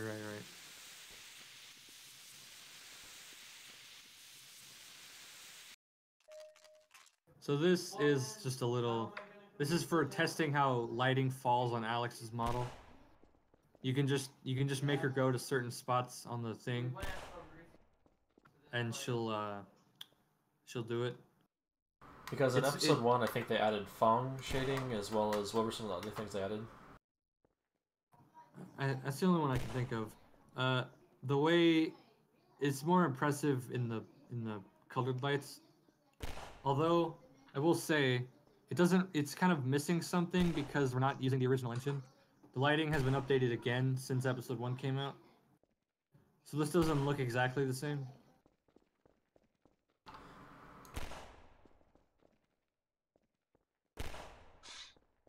Who typed that in the chat? Long story. It's me. Yeah, someone asked, how did you get the beta? How did you... Oh. Yeah. Oh, I thought they asked, how did you get it?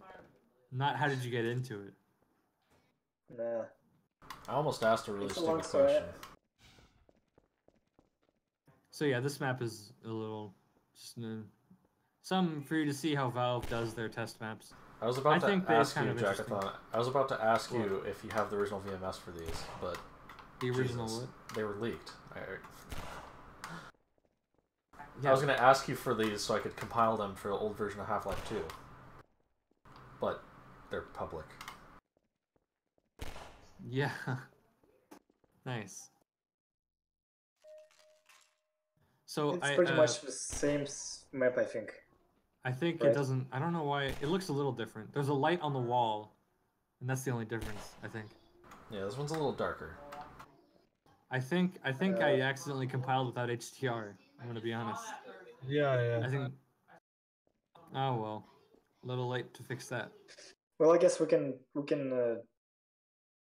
show the next one.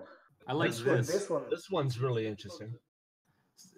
The weirdest thing, I think, is that it was made one day after episode 1 came out. It's from June 2nd, 2006. So, can you tell what's the concept about it? behind it. I So just don't understand. I still from don't what understand. from what I can see, you might want to restart because now you're gonna be stuck in that camera forever. So from what I can see, it appears to be some kind of concept for a freaky monitor because the black and white stuff is actually a texture of Alex talking from the coast line.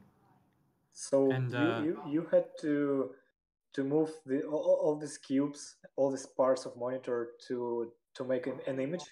I don't think it's a puzzle. I think it's just a bunch of rotating stuff that looks cool. If you look really closely, you can tell that it's Alex once the cubes come together. Yeah, sometimes it does align properly.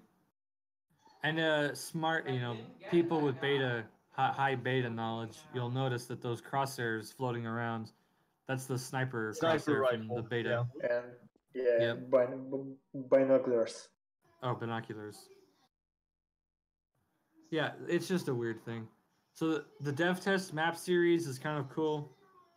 You don't have to play all of it. You can probably skip the sound test as well. So this is 5.1 surround sound. This is what it's demonstrating, right? Yeah.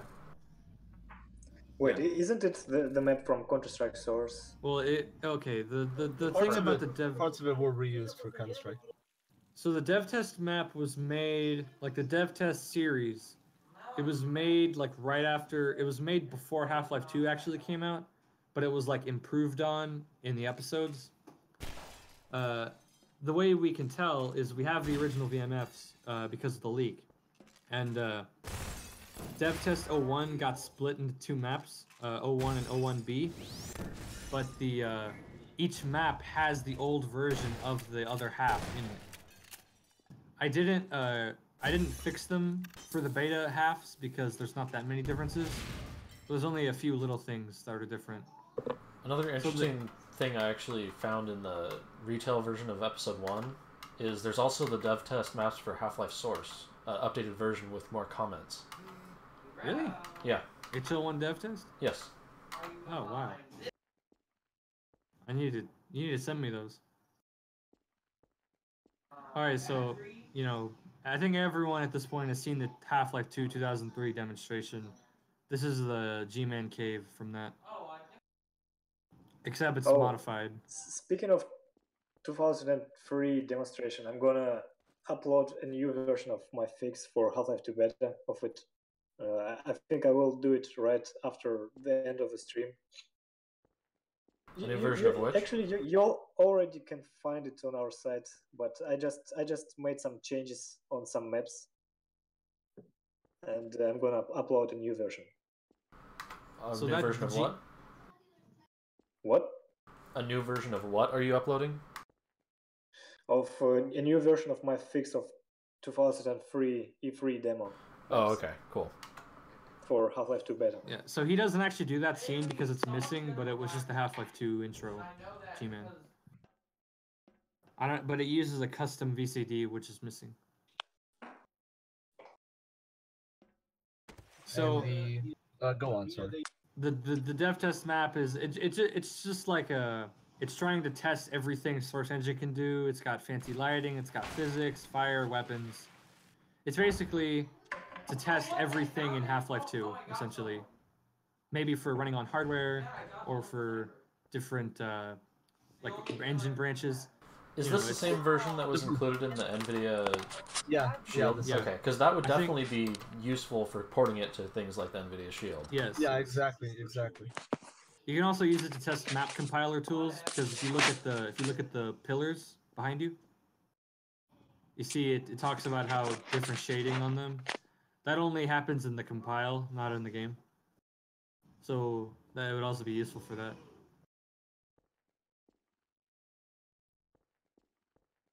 And there are the shader test, or there are the shader bricks on the floating there. Those are also from E3 2003. You got the classic Gordon window painting. And you took the models from the leak, right? No, they're actually still in the game. They're still in Counter-Strike Source. I forgot. Yeah, they don't remove. Valve is terrible at removing beta. I can tell you which part was changed for episode 1 because they did modify it in like 2005 to test some episode 1 features. But we're not there yet, so most of the changes I think are in the next map because it used to be 1 but they split it. This is kind of interesting. If you look at the citadel on the left, out in the distance, it has a bunch of spires around it with cables going to them. It's kind of interesting. I almost wonder if it was something Those that are they were wanting to do. spires from Combine Otherworld.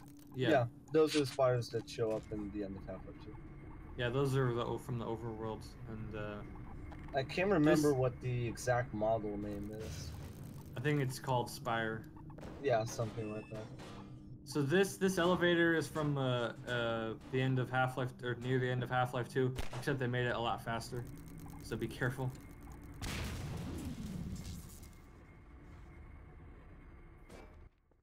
But yeah, this map really is just test everything.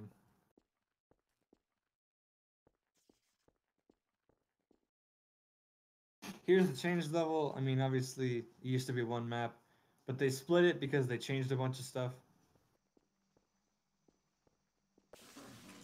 Ravenholm. Also Ravenholm.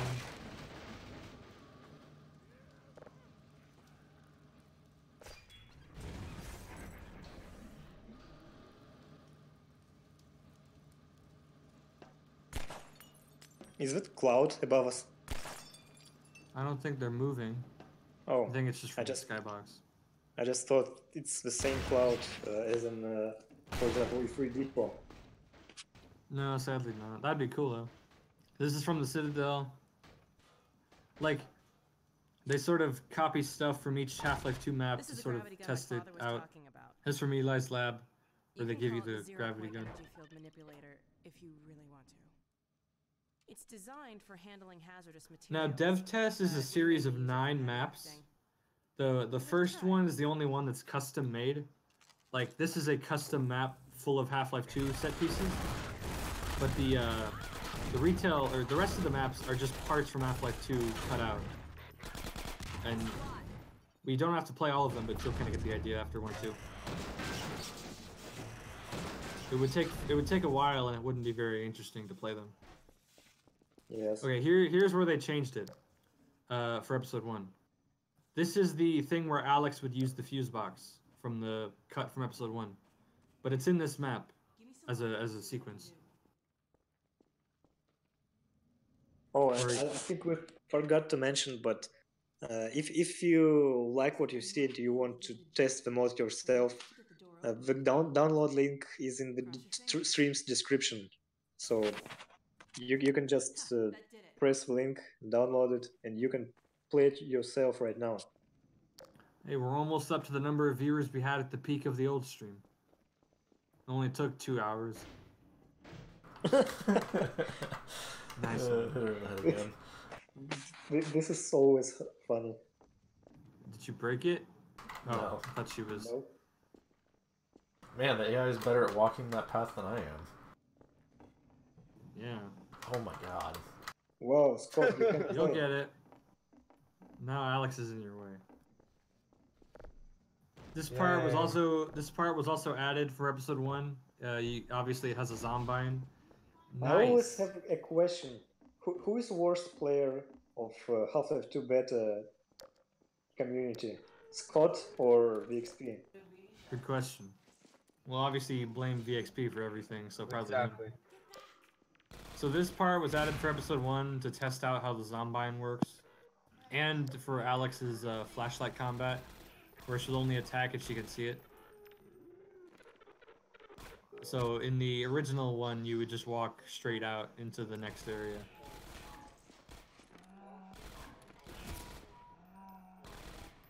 It's kind of unfair, but you just gotta kind of suffer through it.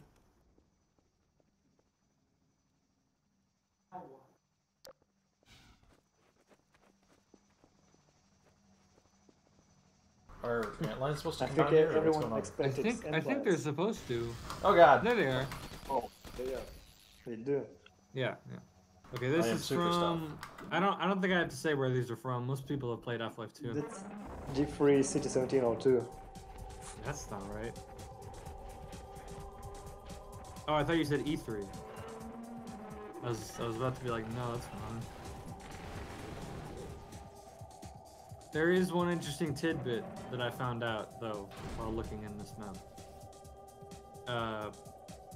So up ahead, it transitions into an actual Half-Life 2 map, one of the C-17 maps, and there's a template that gives the player all the weapons.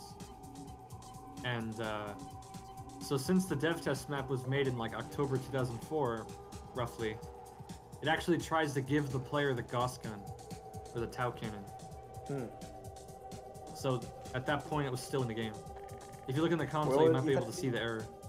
Is it there? I think they just had I it don't know, maybe it's like not in there. It would be in the most developers recent. branch of the code. It- Since if you didn't know, the Gauss gun was cut from Half-Life 2 very. Sorry. Tau cannon. Tau cannon. What It's is not a Gauss gun anymore. weapon old man harpoon? Used to be a Gauss gun, no longer. It would, well, if the error was there, it would be at the very bottom, because it just happened. But if it's yeah, Old Man Harpoon is from Lost Coast. Unable to create entity type weapon Gauss. There it is. Yeah, you know, I think there's one Citadel map that still tries to spawn the Gauss gun as Tau cannon as well. In Half-Life 2. And I guess we were supposed to get it in Nova Prospect or something. Yeah, you would receive it at Lighthouse Point. Yeah, We don't once have you to. leave the We don't Cargo. have to. We don't have to go into that because that's the wrong game. But that's just something Yeah. interesting. Yeah. Well, I guess everyone now has the idea of dev maps. That it just repurposes the original maps from Half-Life 2. Yeah. We can skip them to show something else. Everything is from really here great. on. That's fancy. Everything from here on is just Half-Life 2 maps, but with slight edits to make them more dev testy. So you can just skip it. Skip it as I a put guess out. we or can just go show through? some Style some guides. more style guides, and that will be pretty much the end of the stream. So Yeah. Scott, can you load style guides? No, they're not You go here. back. You have to go back, yeah. Yeah, style guys. So there's a couple of these from the map pack that are episode 1 related. Mostly they're just. I actually had something to say about this, which is kind of interesting. They developed episode 1 and 2 differently than Half-Life 2. So Valve has gone through a couple of eras of development where they develop games a certain way. And for Half-Life 2, they talked about how they changed it so it was like one developer made the orange blocky version of a level, and then the next one did the scripting, and another one did the lighting. They split the work. That was how they made Half-Life 2. But with episode 1, they changed called it again. Cables. Yeah, they called it the Cabal. And for episode 1, though, Alright. or for the episodes in general, they did something a little different. So Half-Life 2 beta doesn't have style guide maps. Now a style guide, Well, it Not- kind of had style guide, but it Well, was yeah. called prefabs. yeah, it wasn't style guide by that name, but it was similar. So in the episodes, they did these maps called style guides, where a mapper just has fun making a map in a certain style. Like, for example, this is a map entirely made to look like an underground parking garage. There's no gameplay, there's no enemies, it's just style. Yeah, and that's the main part. Is it's not necessarily designed to be gameplay. So, but the weird thing is that they would take these style guides and they would turn them into gameplay levels. They did this a lot for episode 2, and they did it a little bit for episode 1. For example, this map was probably made before the campaign map was, and they turned it into a campaign map. It's hard to know if it was made first or not, but yeah. So the purpose of style guide is just to show level designers how how about the map? The final work should about to look like. And then, but I then mean- they were lazy and they just used them straight up as levels anyway. So What people were generally in charge of the style guide maps? I don't know. They're not in any developers folders. So I don't know who did what. Like the they changed up the way the maps are stored at Valve in like 2004 in the early in Half-Life 2 from the WC map pack. We can see that it was a single folder and you had a bunch of subfolders that had the names of the mappers, right? But in episode 1 in the episodes they changed it so there was a folder called personal and then it had all the developers names. It's only slightly different. And there's no So- style guides in any personal folders, so we don't know who did what. So what you see here is the first style guide map when they separated the final map of episode 1 into 2. And they actually made a few style guides related to those maps. And for example, the train yard map, the one the one before the last map, The one that we have to final escort all version, the citizens. they actually for- had two style guide maps made for that map. One of them is the inside of the locomotion depot, and another one is the yard. Yeah, so the next one Yes. is well, there's 3 style guides. This is the inside of the train station after they revamped it. You'll have to What's no-clip through the interesting- door. What's interesting, they used, as you can see, they used the forklift model here, which was introduced to us only in episode 2. Oh wow, I never noticed that. You're And, right. and they already had it during the development of episode 1. I never even noticed that. Well, they were developed at the same time, so it does make sense. That's right. So yeah, this is it's called the technical train station. It's the one that the retail game used. It is slightly different. You can tell that it's not as finished, and that doesn't have the catwalks where you fight the Strider and shuts and such. And what's interesting, by the way, is the design of the train car. It was based on the Half-Life 2 train. Train car. The one from the intro. Yeah. And then this one is made from brushes, and the one in retail episode 1 was a model. Yeah, I think Right. it's just a And generic. what's interesting- generic train. Another thing that they train changed model. that actually, you seen the area by the forklift that was like lowered down by the stairs? Yeah. No, where you entered from. They in the retail they turned this into its own little room. Like they put a roof over this area and they put like windows in it instead of it being a fence part. Oh, yeah, right. This is the room where we escorted the citizens. Yeah, this is where you put them to. I think you can go to the next map now, probably. The next one is I put them in chronological order of when they were made. So this is the Citadel Core map. It's pretty similar to the retail one. Wow. There Except is that structure is yeah, very the- different. the structure above is different. There's more little spines and they're kind of differently shaped. Is it just me, or Otherwise, it's pretty similar. does the core itself look different? Maybe. There's no catwalks. There's nothing around it to climb on.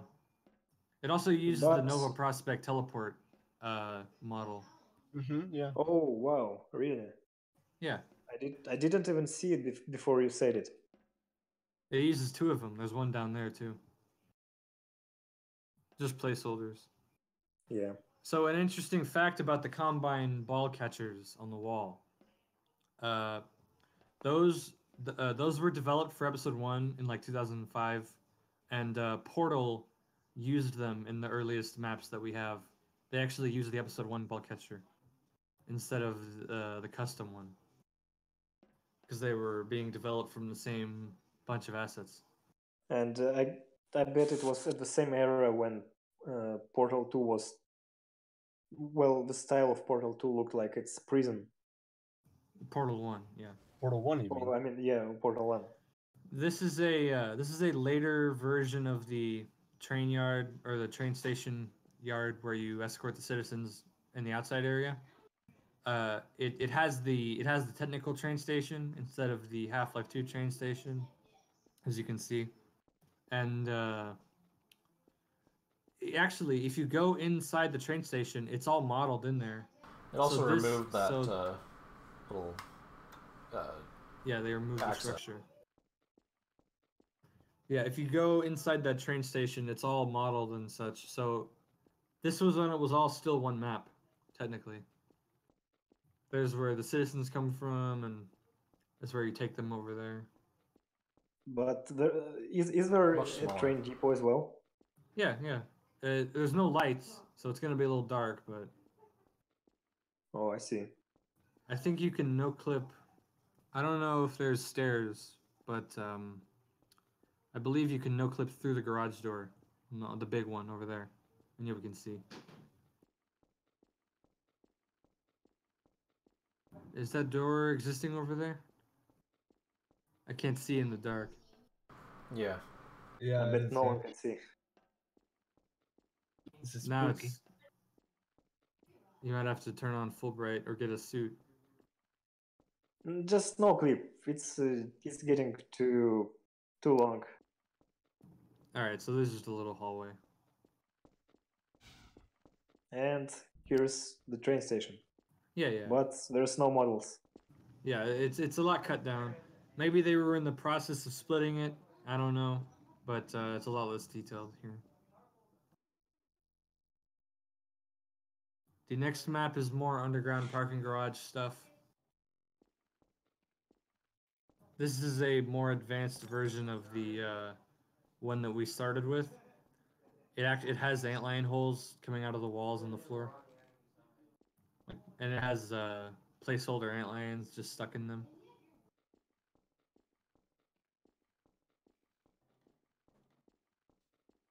One Oh, thing that Valve what?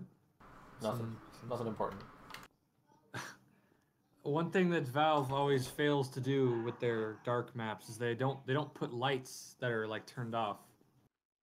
So apparently when this place was still being used properly, it looked just this dark. So that's weird. Yeah, I hadn't thought of that. It's still the same map as the first one, right? Yeah, it just has the It just- antlion burrows. If you think about it, right, it's Eastern Europe, right? It's kind of dark by design. Yeah. There's actually But- some weird missing textures in this map. Replace them, but if you look at the sign that says P3 on the wall on the left, or wait, it says P2. That decal was actually not existing in episode 1. I had to remake that for some reason. Like 1, 3, 4, 5, 6, they all exist, but 2 is not in episode 1. I don't know why. And it's very dumb. Stop, guys. There's some conspiracy behind it. Yeah, there must be. I'm sure of it. Yeah, the small version of P2, which you've seen on the pillar, that still existed, but the big version was deleted. So yeah, this is the map where you cover up all the antlion burrows for Alex.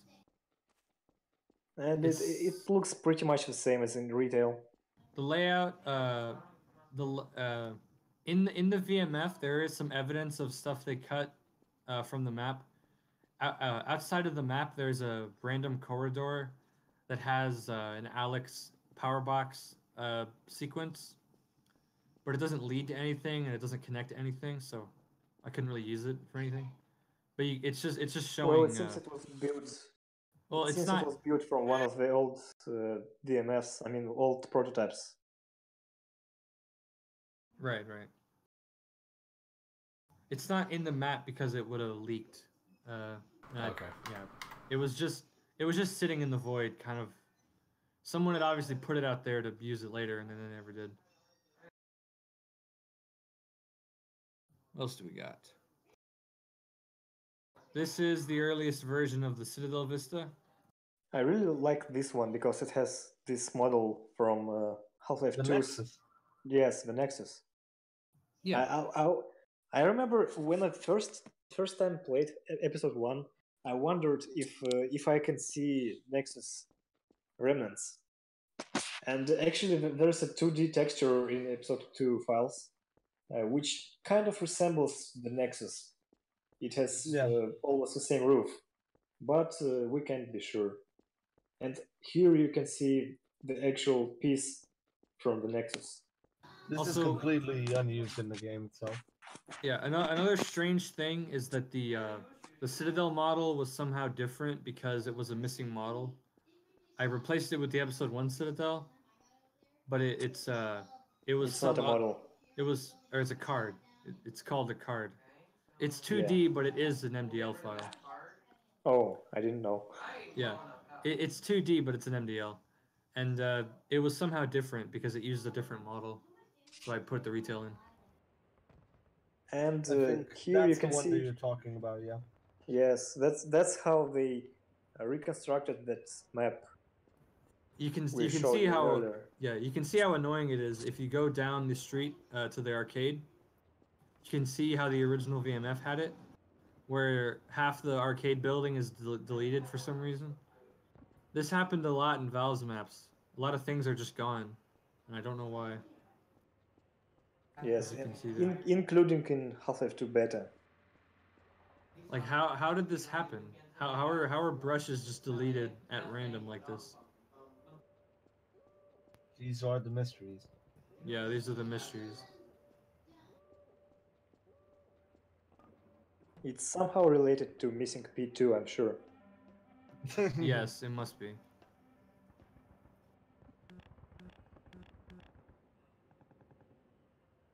Well, that's the last style guide map we got. But there is gameplay prototype maps. There's 2 of them. Those should not take very long to play. Those are more interesting. The gameplay prototypes. This is my favorite category in the map pack. It's like little gameplay tests of stuff, where they test out a little feature like this. These Or are a made puzzle. just immediately after Half-Life 2, just 1 month after it shipped. Yes, they are very late, or they're very I early. think you should explain why exactly this map is related to episode 1. Well, it's in the episode 1 folder, first of all, and otherwise, that's the only reason. But it's a prototype of a friendly Combine helicopter that kills Combine for you. This is And an edited possibly version. they wanted to implement something like this into the game, into one of the episodes. Yes. We don't know where exactly, and was it really a thing? The But maps don't really hold any clues, sadly. yeah, they just tested the whole idea here. Nothing more. It's a pretty interesting. It could be fun. I mean, the helicopter is not very accurate with its shots, so it takes a while for them to kill a single soldier. As you can see right there, how long it took for him to kill that soldier. It could have taken a player like 1 shot from a shotgun. Anyway, the Combine soldiers spawn forever, and the next map is the same way. However, this is actually a custom map. It's not an edit. And it looks like something from episode 2's Wasteland era. Maybe. Yeah, Maybe. this kind of looked like it. Maybe it's not. Maybe it's just something they built only for that map. It just looks It- generally it- like the coast. I think it reuses some geometry from Wasteland Test. That little thing you're standing on. I think that's from Wasteland Test. Mm-hmm. Anyway, the in soldiers case are if- Nova Prospect soldiers in case, for some reason. in case if people don't know what we are talking about, so initially, episode 2 had different concept behind it. It wasn't a forest, but it was a wasteland. It seems initially they tried to repurpose one of their early concepts from Half-Life 2 before they made host levels. But it seems they weren't exactly happy with the concept for episode 2, and they remade it into forest. And we still have some traces from Wasteland era, episode 2. And I'm sure, well, actually we already kind of covered some maps in our previous stream about episode 2 beta, but I'm sure Jacobin's team, who made this mod, they will do better versions of those maps. I mean, they will cover much more about it in one of the next releases of their mod. We found an interesting way where they all kind of connect, so that'll be a thing you can look forward to, I guess. That sounds awesome. All the existing Wasteland maps connect, so that'll be a thing. Alright, I guess that's the final map we were to show you in this stream. And yeah, I think that's the last thing, yeah. I think we can You're probably answer gonna some hate questions. me for. Yeah, I'd like to ask the first question, and Jacobin is probably gonna hate me for it. Yeah. But I really have to ask it for everyone.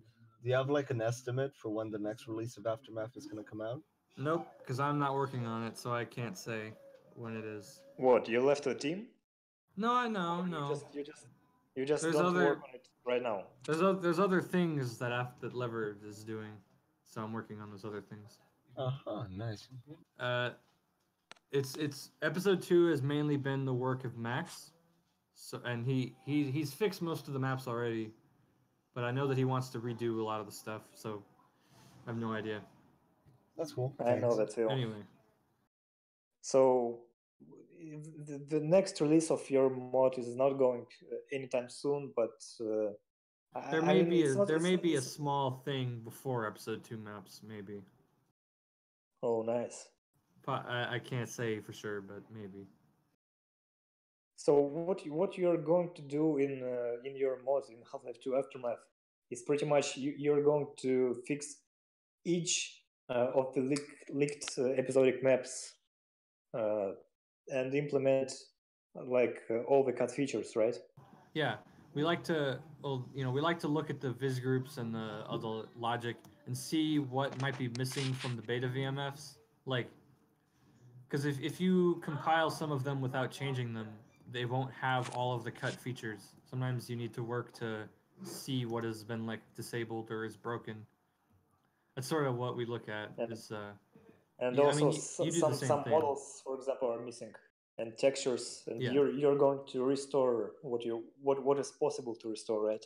Yes, and put in placeholder assets or something that looks close enough that we can tell. Or recreations if we're feeling confident. For example, by the way, in this mod we have the Combine Soldier reskin from the episode 1 beta for the shotgunner. Oh, I think we forgot to mention it, right? Yeah, I mean, I'm sure they seen it several times. I don't know if they noticed. Yes. But yeah, it's been around. I got one more question. Are there any plans to feature NPC Surface in Aftermath in future versions? Well, we can't because we don't have the source code of it. Right. We did. That would have been in the first release, but we couldn't because there's no code. So I think you guys should port your guys' mod to the particle benchmark to make it more authentic. That would be pretty authentic. I don't know if you guys make your guys' VMFs available to others, other people can compile the maps for the particle benchmark. I don't know if there's anybody left who's doing it, but I know that there used to be mods that were trying to port beta content to the benchmark. I've done well, quite a bit. XJR here, he tried to. I mean, Scott. He tried to port. All the textures are working. I just can't port the models. Well, I know someone who did it.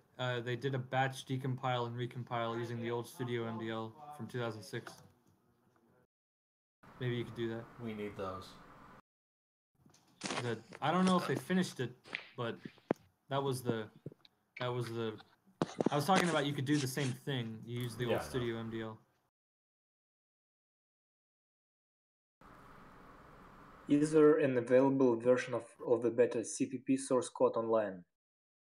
Yes. It depends on what beta you're talking about. If you're talking about, for example, Half-Life 2 beta, well, the source code was leaked in 2003 and it's available I'm sure you can find it on the internet. It was Yeah, available it's out actually there. on our site, but we removed it last year after Valve tried to, like, not exactly try to sue, but they sent a letter to Valve Archive, people behind Valve Archive site, That's me. and yeah, and they said that they have to remove all the illegal content. Well, we decided to that not to was- play with the fire. They were And only talking about the recent leak content, Yeah. not the old stuff. But we just decided not to play with the fire, and we removed the source code from our site. So if you want to find the source code from 2003, you have to look it somewhere else. Well, the 2003 code is still on the Valve archive because they didn't tell me to remove that. So it's the original zip. Thanks to Scott, he found all that stuff years ago, and gave it to me. From the Which is- preload? No, wait. All the Not from original the leak. archives that have the original names and file Talking sizes. about Oh, the not 2003, yeah, right. 2003 leak CPPs, yeah. Scott tracked all those down and gave them to me. So, there's no fan edits, there's no patches, they're just straight original, everything. It's very nice. Have you seen the unused Citadel explosion animation? Yes, not only we have seen it, we also showed it in one of our previous streams. We streamed like a month or two ago. We streamed episode 2 beta, and we showed 2 mods with fixed maps from episode 2 beta, and yeah, we showed the beta version of Citadel Destruction. The thing is, the model was designed for the start of episode 2. Episode 2 would start with the episode 1's Citadel Destruction sequence. And, well, eventually they decided to cut it and make a video instead. And that's where the model is from. Right.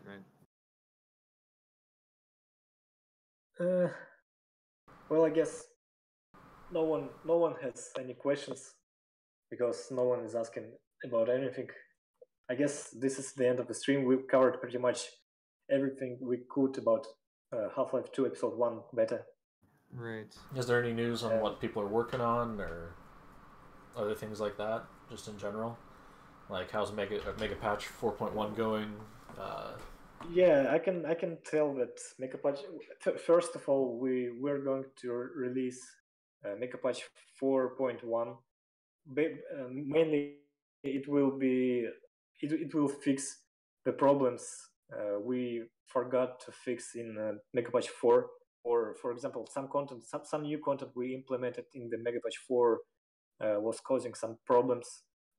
Unfortunately we had no chance to test it properly. But in Mega Patch 4.1, everything we could find and we could fix will be fixed, and also it will have some new content. For example, it will have 2001 Trench Cop model remake from FF97. It also will have some more models and some more texture remakes. And after release of Mega Patch 4.1, I will finally be able to release my 2001 map pack. If you Wow. watched our 2001 stream, we showed you a bunch of maps from 2001 storyline, the US skyscraper era, and I didn't release the maps since then, but I have a good excuse. First of all, they very much use the content from Mega Patch 4 and Mega Patch 4.1, and secondly, I made many edits since then to the maps. And also, when we showed you the maps during the stream, there were like 50 of them or 60, and now there's 157 of them in the map pack currently. Wow. Oh my god. So yeah, after the release of Megapatch 4.1, I will finally be able to release it. Actually, not exactly at the same day, because I will also need a new LeakNet release from VXP. But I'm sure he can finish it in a matter of weeks. So it won't be long before I release it. Yeah, and then we also after the release, well, not after, but before it, yeah, Scott is working on his project. He can tell you more. Yeah, so Krill's also going to be releasing an updated version of the E3 2003 map pack, which he mentioned earlier in the stream. Yeah, I'm gonna release it right now. I mean, after the stream today. And what I've been working on is the 2003 storyline, basically the maps that are contained within the original Anon leak, nothing in the map pack. I've made it so that you're able to play from train station all the way to D3 Canals 02. You can play through the entire story without any crashes. Scripts Which was that were missing. The final map before the Citadel. Any scripts that were like not triggering properly, they're in there. I've fixed them, found them. Yeah, so basically you're able to play through the entire Half-Life 2 beta storyline from 2003. Yeah. And awesome. after all this, after the release of Megapatch 4.1, XJR 9000's map pack, I mean beta maps fix, and after 2001 map pack, I already almost completed a custom build of Half-Life 2 beta, and it will be a build with with both E3's 2001 storyline map pack, fixed original maps from Half-Life 2 beta, custom fan-made fixes of maps from the map pack, custom made maps, custom map pack from 2004. Basically everything that was done throughout the years from Half-Life 2 leaked back in 2003, and all this will be in one build of Half-Life 2 beta, and everything will be in different folders, and it won't overwrite the original content, and you will be able to launch each thing separately using LeakNet's mod launcher. So basically each era will have the proper models, weapon models, textures for each individual mod. Exactly. And well, it will be an ultimate build of Half-Life 2 beta, and it will be like, well, currently it's about 14 gigabytes, but it will be much less, because some of this weight is for 2002 map pack, 2003 map pack, my test build, which obviously won't be in the initial release, because simply because those storyline map packs are not yet ready. And the 2003 storyline map pack that I'm working on, I still have to wait on a LeakNet release as well. There's one major bug that hopefully will get fixed. If the player gets picked up by any barnacle and either saves or goes through the level transition, the game will crash. Nice. And that's on the Anon. Well, the Anon version you couldn't even get picked up, but it's a problem with the source code, not a problem with LeakNet. So yeah, as you can see, the beta community is still up and running, and the major releases are coming. We're more alive than ever. That's for and sure. I got something I'm doing with Half-Life 2 as well. So today is a special day. If you guys, everyone who's talking on the stream seen it, but 15 years ago today was the original release date of Half-Life 2, and tomorrow, oh yeah, right. Tomorrow is the 15-year 30th. anniversary of the leak itself. So I'm gonna be tweeting little interesting facts and stuff about the leak, coinciding with the anniversaries. So watch my Twitter for that. And yeah, I think we should put your Twitter in description. Maybe. I tweeted today about the ATI on top at the Rock event, which is a co-event that Valve and ATI did, pretty much to cover up the fact they weren't releasing the game that day. They went to Alcatraz and they showed off a bunch of graphics cards and stuff in Half-Life 2. I think it was the same E3 demos. Yes, and And- also Yeah, I think they showed off they showed HDR. Oh yeah, probably the Alcatraz. HDR demo yeah, too. E3 demos and that HDR demo, which was the only thing that was new to the viewers. Well, all Oh, right. no, there's someone in the chat said Happy Birthday Half-Life 2. No, it's the original missed release date. They meant to release on September 30th, 2003, but they didn't release until November 2004. So this is the original planned release date, not the actual date. Yeah, and the delay was on the 23rd, I think, if I'm not mistaken. I think More yeah. like happy birthday to Gabe the Liar. Yeah. Because the funny thing is, Gabe knew that the game won't be released, but still he lied everyone.